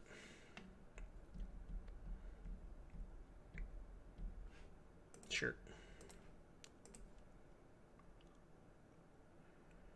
Alright, GG's. That was kind of a rough match. I do think this matchup is slightly unfavorable for Jund. I think that it's not quite as unfavorable as people make it out to be, but yeah, it's not a great matchup. But yeah, our opponent's draws were very good, and we'll go ahead and be back for round number 4 in just a little bit.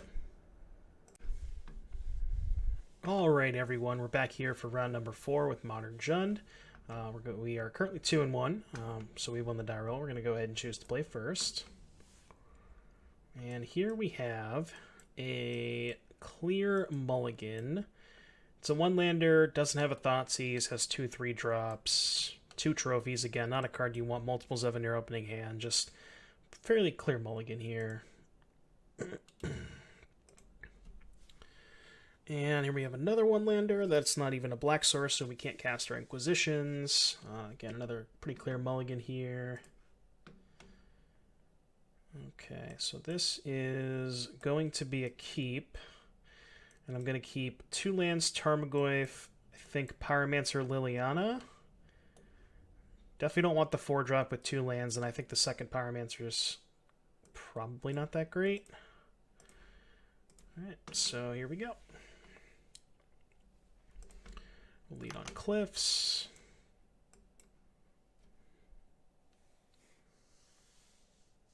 Our opponent kept 7. Let's see what they're playing. Alright, Spirebluff Canal. Could be Storm, could be Prowess. One of those 2 decks most likely.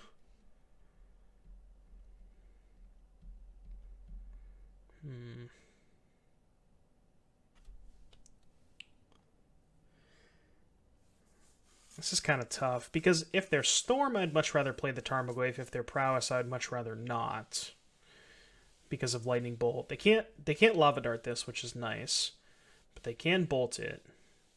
So what I could do is just play Land Pass, Liliana discard Pyromancer, and then if they crack a fetch, my Goyf would be a 2/3 prior to there being an instant in the graveyard. So I think I'm going to go ahead and hold it here.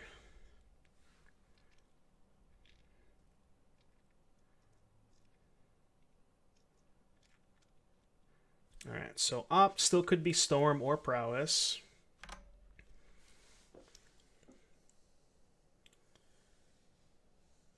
Second Canal, go. Alright, very unlikely to be Prowess at this point. Because I can't imagine Prowess would keep a 7-card hand without a 1-drop or a turn 2 entity or anything like that. Drawing the fetch is actually not that bad. Still going to play Liliana here.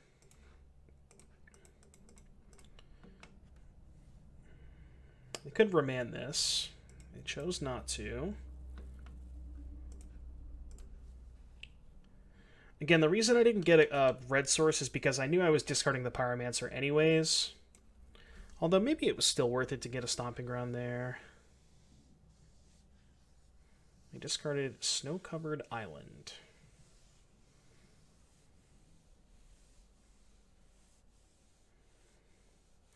Well, Snow-Covered Island probably doesn't mean Prowess, because Prowess would not really want Basic Island. So now they have Opt Stormwing. No, because we determined they probably weren't Prowess. Interesting. I'm not really sure what they're playing over there. All right, I'm going to go ahead and cast Tarmogoyf first. I can't really think of a reason. And the reason I'm playing Tarmogoyf first is if they have Remand, I'm just going to play land, recast Tarmogoyf, and then plus Liliana. But I want to make sure I play both my spells, and they can't bolt this.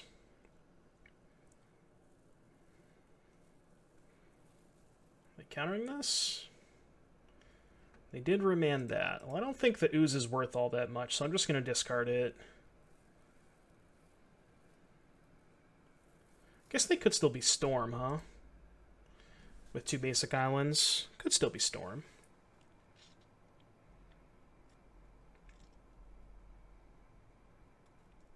Alright, Storm confirmed.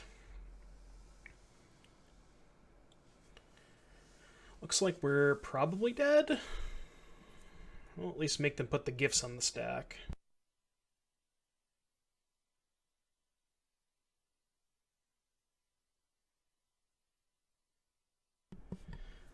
Alright, we are dead.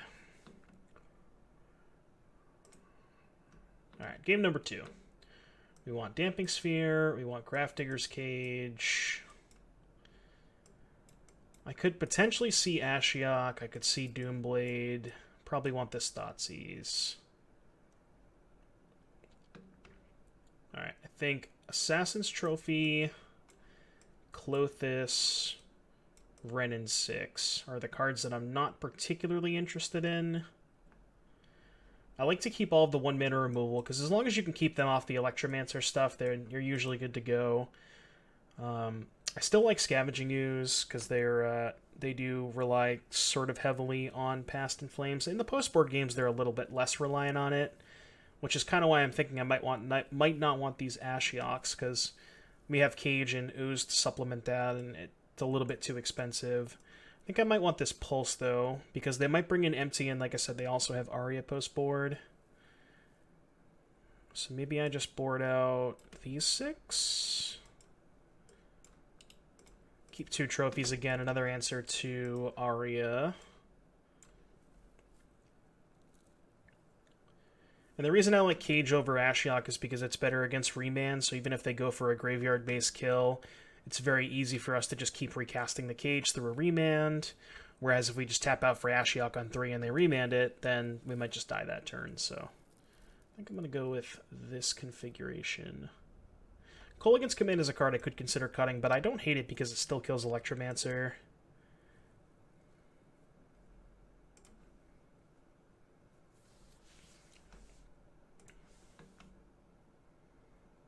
Alright, certainly keeping this hand. This hand is quite good.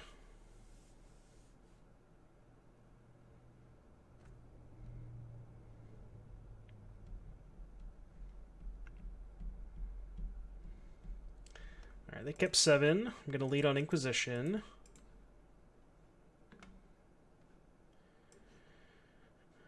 Bolt, Metamorphose, Repeal, Ritual, Serum Visions.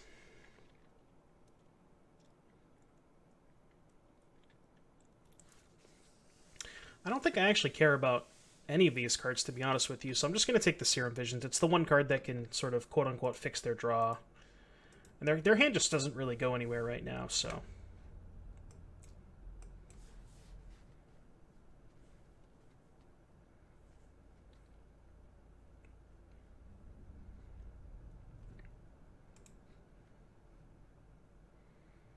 Alright, we're looking for a threat here. Tarmogoyf would be ideal. Is it even worth casting Thoughtseize? They could have theoretically drawn an Aria, and they can just turn to Ritual Aria. So it's tough.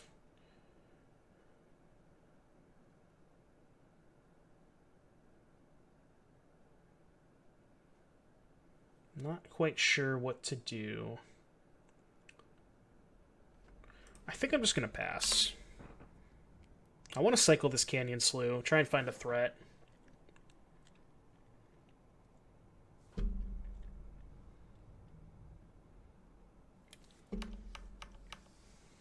It didn't fetch. Okay.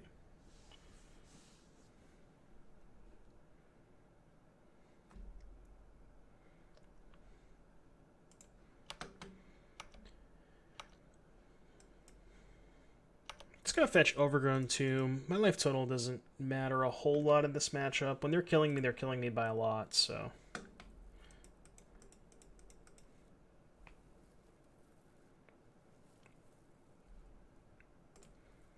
Drew Colligan's Command. Alright, now let's Thoughtseize them.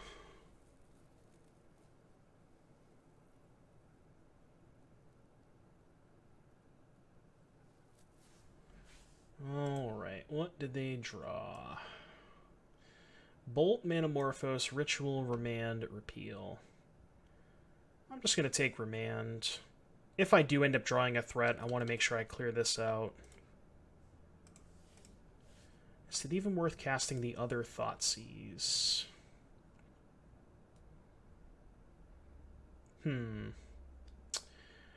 I would likely take Repeal if I cast the other Thoughtseize.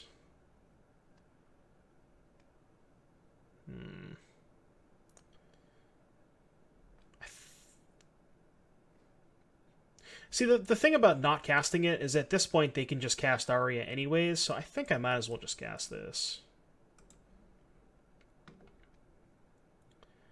Let's just take Repeal. We'll pass. Again, their hand still doesn't really go anywhere.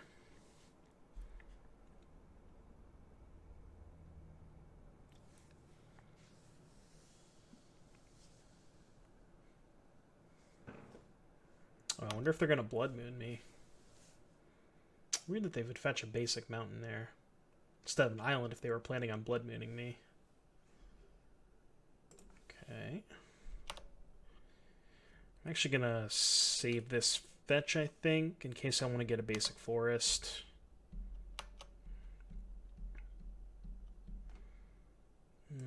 Alright. Pass.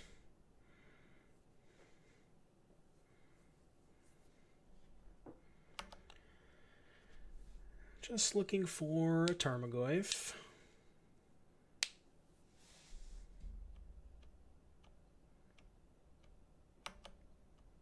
Metamorphose is fine.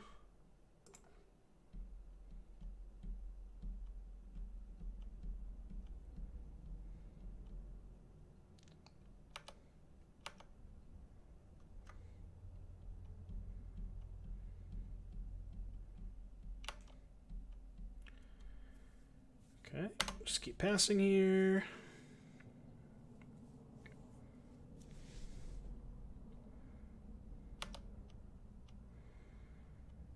Just a lot of Drago until we eventually find a threat. They still have a Ritual and a Bolt that we know about.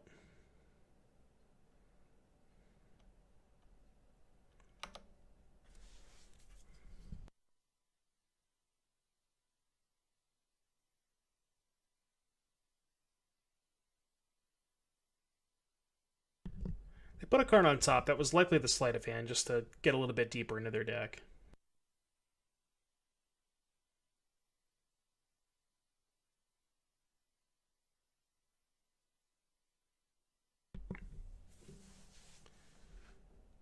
Okay, Serum Visions. Let's see what they do with the Scry here. Top, bottom.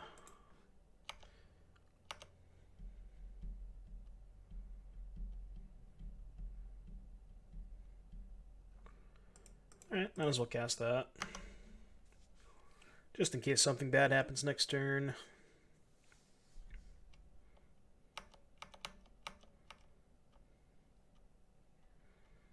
Imagine they topped, like the cards that they would top at this stage of the game are either a threat, like Pieces of the Puzzle or Aria, or another cantrip.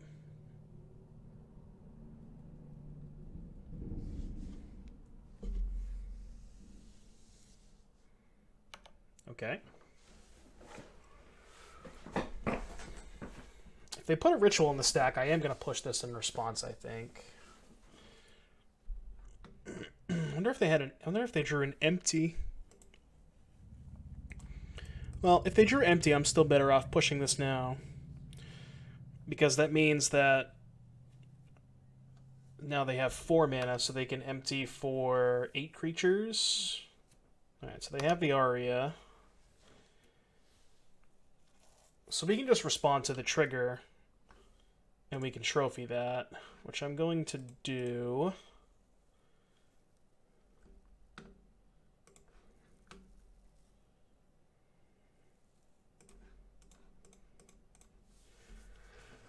Because if they have a Serum Visions or any other sorcery speed cantrip, I take 1 less damage. And I know I'm going to end up casting the trophy anyways.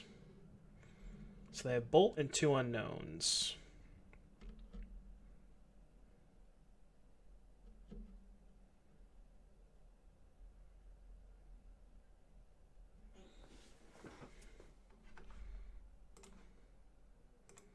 Okay, there's the cantrip.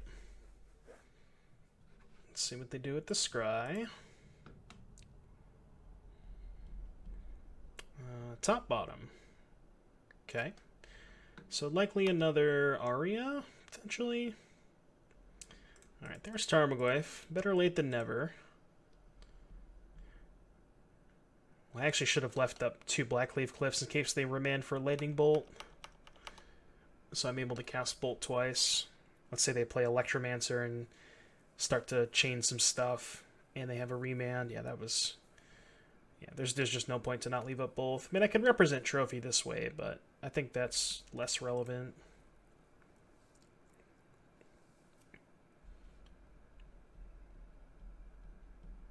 Pieces of the Puzzle.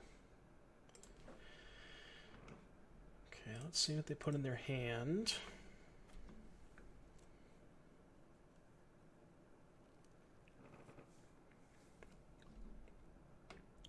They put Manamorphose and Manamorphose into their hand. Okay.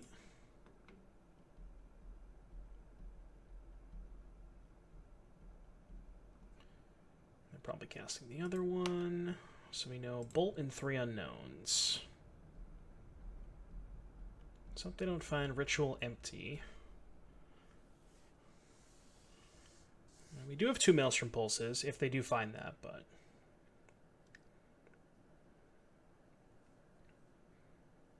Alright, looks like they did not. So they have Bolt, 2 unknowns still.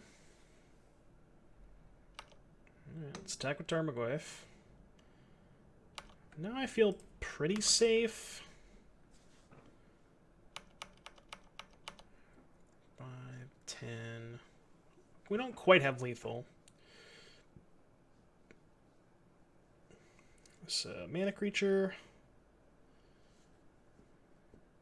Yep, that's fine.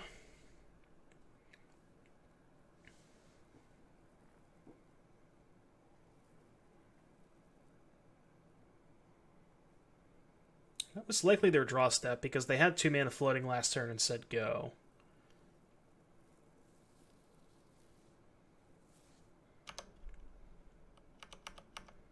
Just going to push it end of turn.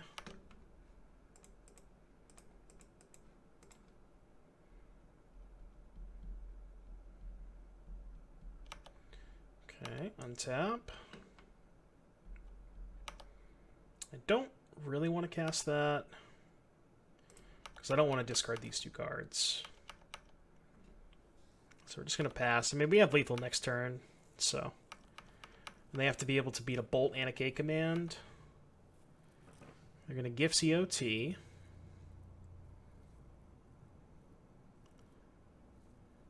They have two cards, one of which is a Bolt. I don't think I want a K command here, because they can pretty easily discard the Lightning Bolt, because I don't really think the Bolt matters all that much. So they already have kind of a quote-unquote dead card to discard anyways. So I don't think casting command here really accomplishes all that much. It's possible I can get them into a spot where they cast a bunch of spells with their last card being empty, and then I can just K-command the empty with the last spell on the stack. And I have the Cage in play, so I'm covered from Past in Flames.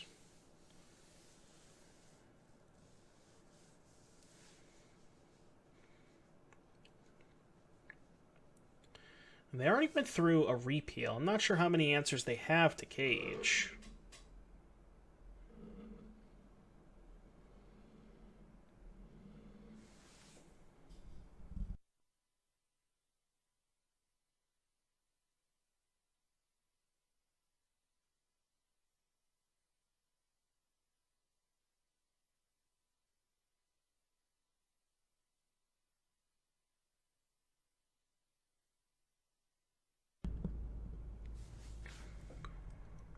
Alright, let's see what they get here.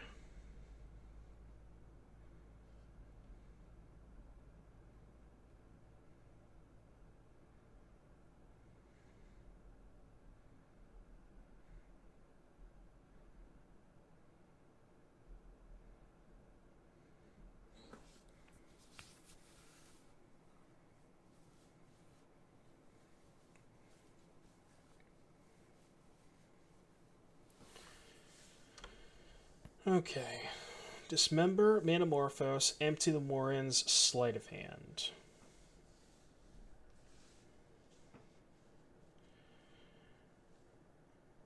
So what if I just give them Dismember, Sleight of Hand? Because if they cast Dismember without...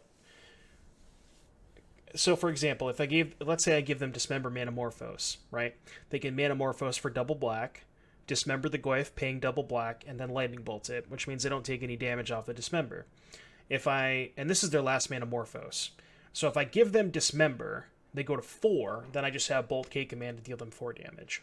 So I think I'm going to give them Dismember and not Manamorphose, and then it's a question of which one of the other cards I want to give them. And I obviously don't want to give them Empty, because Empty gives them outs to block the Tarmogoyf, so I'd rather just give them Sleight of Hand. Oop, did it the wrong way. Put 2 cards into their graveyard. Manamorphose, Empty.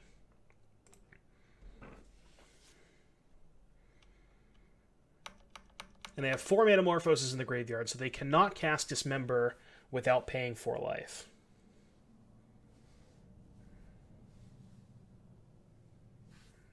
Okay.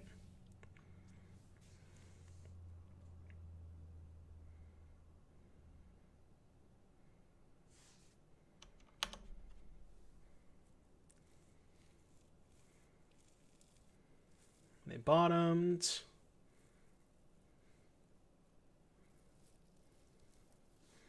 Okay.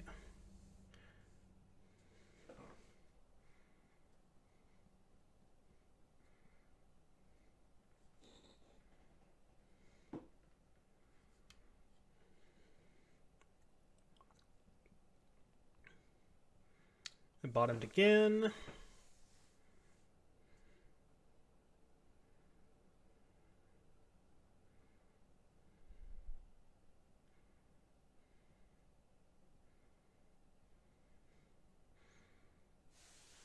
So they only have 3 mana now. So they could theoretically still go land, empty the Warrens, which would buy them a little bit of time. So they are casting Dismember. Okay, that's good for me. So that resolves. And they're going to bolt it.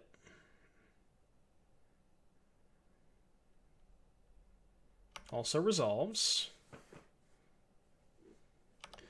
They have 1 mana untapped. So what I'm going to do is I'm going to end step, Kolaghan's Command, deal 2 to them, and return my Tarmogoyf.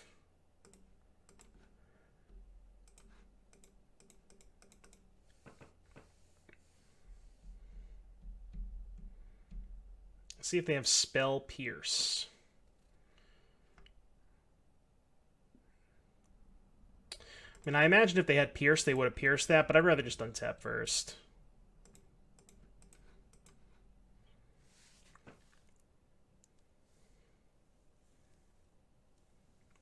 Alright, we got that game.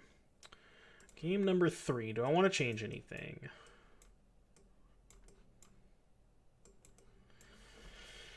Trying to think.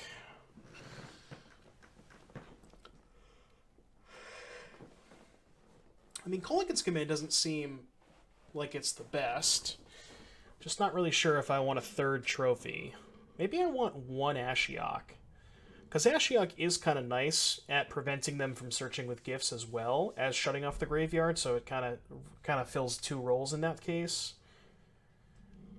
It is pretty expensive against the Remand deck, though, which is kind of why I don't necessarily want it. At least my other 3 drops are a little bit more higher impact. Like Maelstrom Pulse deals with Empty the Warrens. Liliana's just one of the best cards in the matchup. Pyromancer can filter some lands away if I need to find some gas. I'm just going to keep it like this.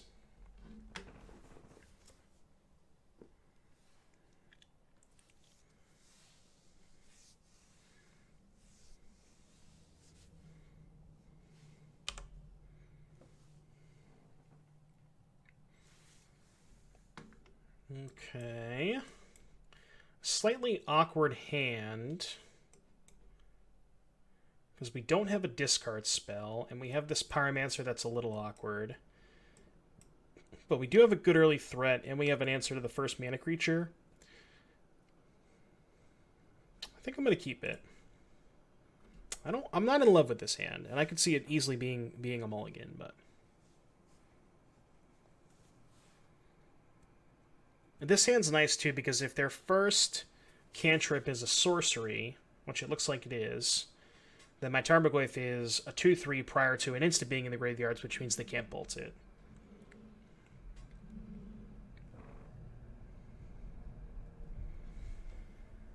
Alright, I'm just going to play Raging Ravine here.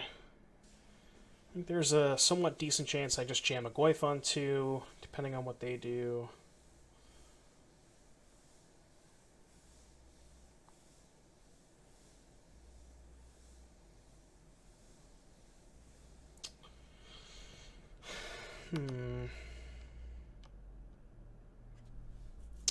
So obviously there's some risk with casting Tarmogoyf here. They could just have me rolled up. Land, mana creature, ritual, Manamorphose, ritual gifts. But I think saying go and not deploying a threat is just so much worse against their Aria plan, so I think I just have to kind of jam and hope they just don't have me rolled up on turn 3. They have Dismember, whatever, that's fine. But like they can actually grind pretty well post-board with Aria, pieces of the puzzle, stuff like that, so...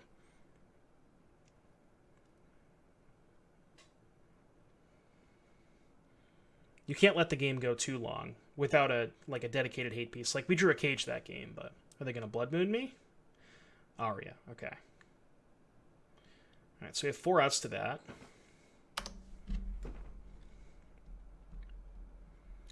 That is not one of them. Alright, let's cast Liliana. Aria is a little bit worse when they're mana screwed. So they have instant sorcery land. Because they have Aria, they're less reliant on their graveyard now. And I also only have 1 green mana here, because this comes into play tapped, and this also pumps the Tarmogoyf for 1, which makes it into a 4-turn clock. So I think I'm just going to discard the Scavenging Ooze. I think I like the Pyromancer a little bit more to potentially find me what you call it, trophy or Maelstrom Pulse, because that's really all I need at this point. This can deal... Okay, so they can kill my Liliana potentially if they have land and then cast 3 spells. But that's a lot of resources to devote to killing the Liliana, so...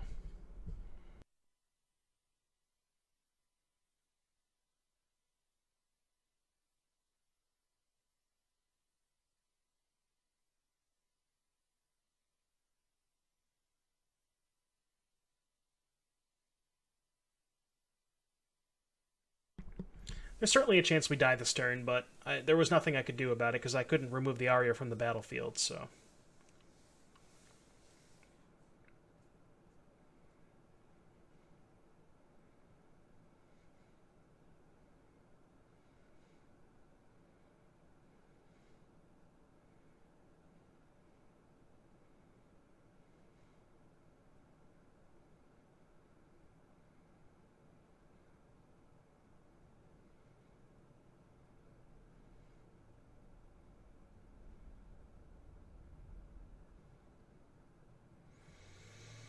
Okay, so we're going to go to 20, and the Arya has 4 counters on it. They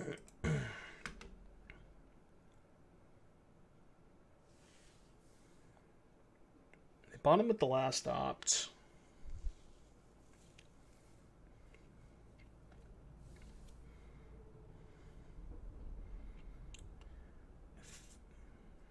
Now, if we draw a trophy or... And they bought him with that one, too. If we find a trophy or a Maelstrom Pulse, I think we're a heavy favorite. If not, it's gonna be close.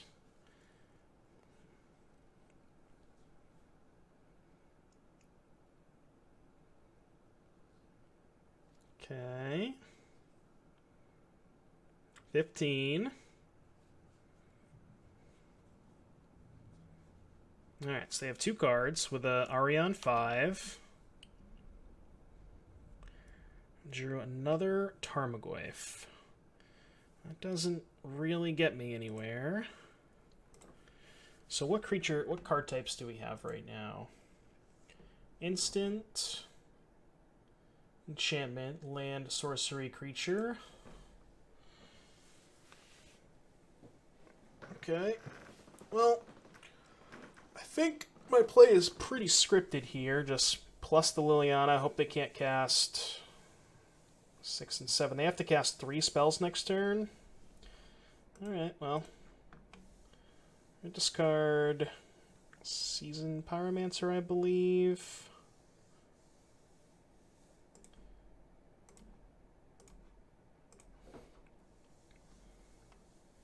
I discarded a Tarn.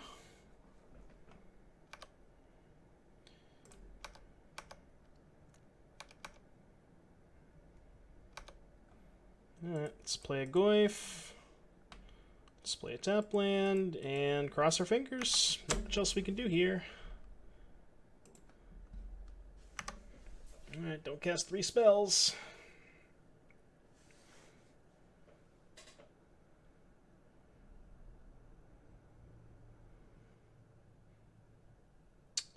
That's bad.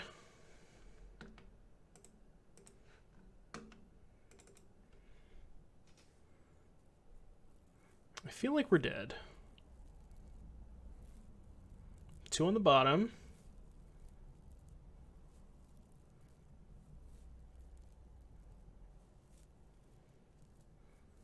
Uh-oh. Uh-oh. This feels like a Manamorphose. Oh, that does it, right? 6. Yep, 9, 8, 7. That's exactly lethal. Wow. Alright, good games. Yeah, we didn't find an answer to the Arya Flame, and I mean, what we maybe could have done that turn is cycled our land, but we would have found maybe that was better. Maybe we were supposed to cycle our land and just, because we would have actually drawn Inquisition. Cycle the land, Inquisition you, take your cantrip, attack you with Goyf.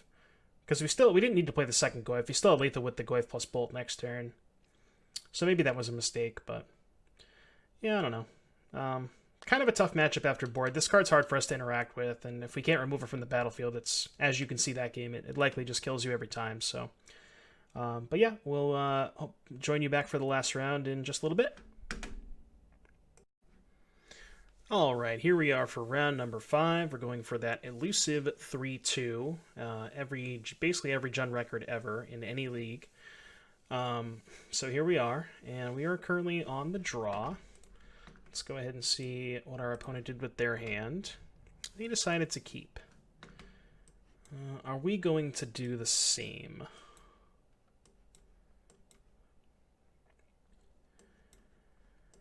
This hand is close. Again, no one mana interaction.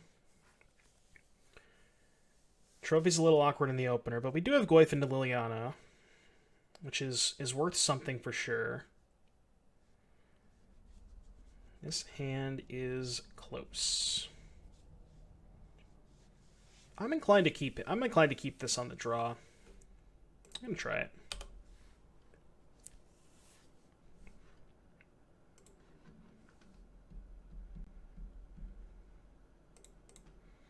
All right, Polluted Delta. That could be Death Shadow. Could be Sultai Reclamation. Those are my first 2 guesses. I was not. Could still be Grixis Death Shadow. Windcaller Even. That is the last card I expected my opponent to cycle to do anything with. Let's take a look here. All right, so some sort of Living End variant. I guess we're just going to cast Tarmogoyf. Not really much else doing here.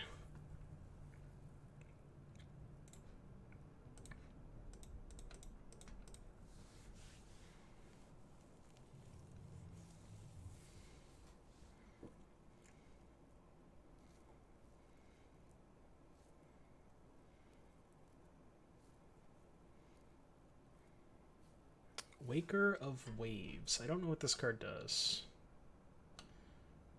So 2 mana discarded, look at the top 2, 1 in your hand, 1 in the graveyard. Okay.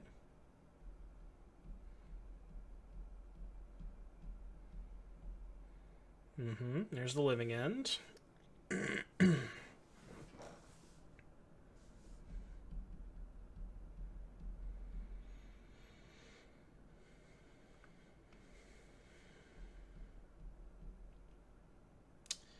I believe we have been defeated. I don't think we have any outs here. Certainly not. Alright, let's go to game number 2. Now, worth noting, for anybody who doesn't know, Grafdigger's Cage does not actually work against Living End. The way that Living End reads, it says separate the creatures. I think it exactly reads put the creatures in graveyards into exile and then put them into play from exile.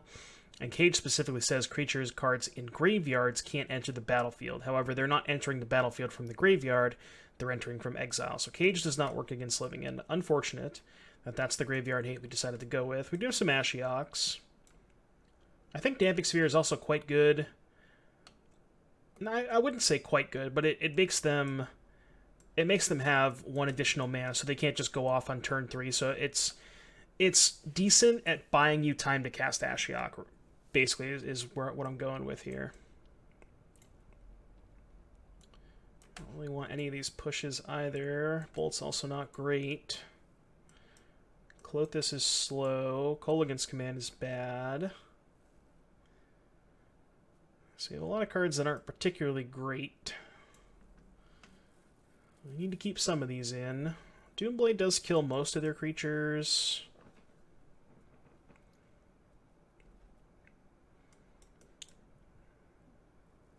I think Klothys is still fine, even though it's pretty slow. As long as you can keep them off an early discard spell, Klothys is going to be pretty good.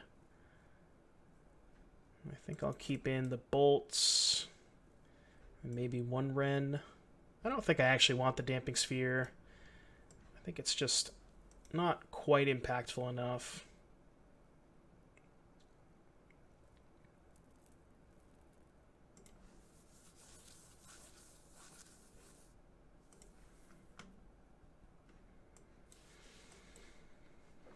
Inquisition, double Klothys.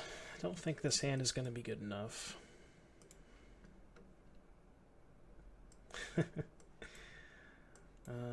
The old full house.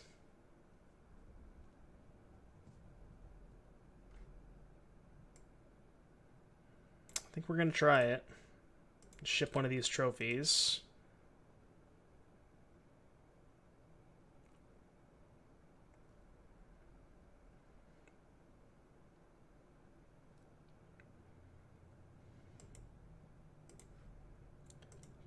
Alright, what are you working with?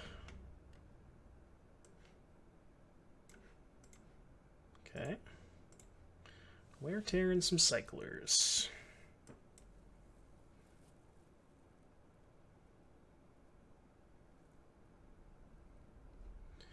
Played Flooded Strand. Okay, that's a good draw. So we only don't know about one card. I think I am still going to cast this Inquisition now. In case the one card we don't know about is Force of Negation. There we go. Perfect.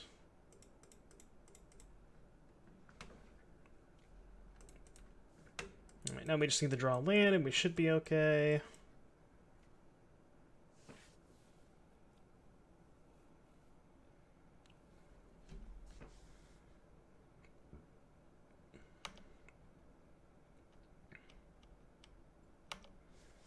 Alright, cycle the Curator.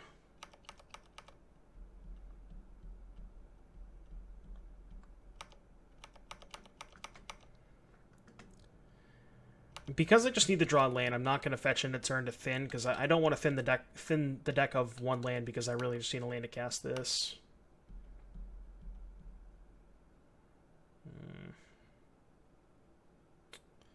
Alright, so now they have two cards we don't know about, which I think I'd rather cast the Inquisition here. Again, looking for Force or Violent Outburst. We got a Brazen Borrower. Okay, well, let's hope they don't draw Violent Outburst, because if they do, we're not in great shape.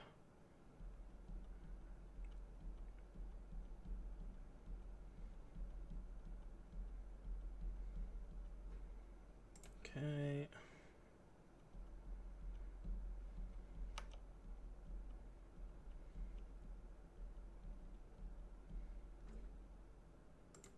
I played Flooded Strand.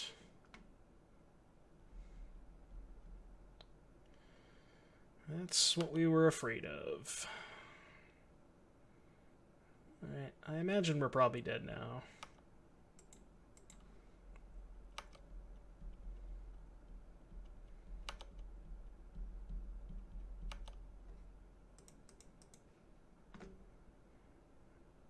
Well, now the Ashiok's not going to be good enough, so we might as well just fetch here.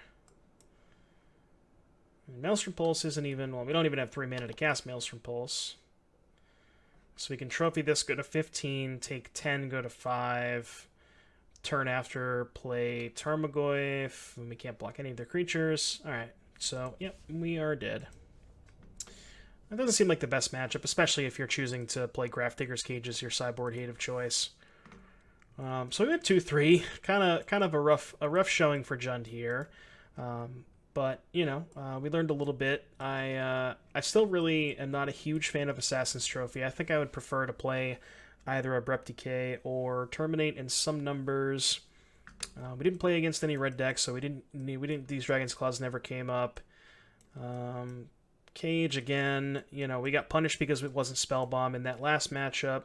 I do think that Cage might be a little bit better because it hits more matchups, like it hits Neoform and things like that, whereas Spellbomb doesn't hit those types of decks.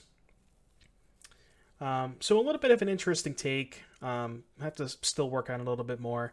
But I hope you guys enjoyed the video. If you did, I would appreciate if you go ahead and hit the go ahead and subscribe to the channel. I'm going to be doing a lot more content like this in the near future, so stay tuned for that. And once again, thank you guys.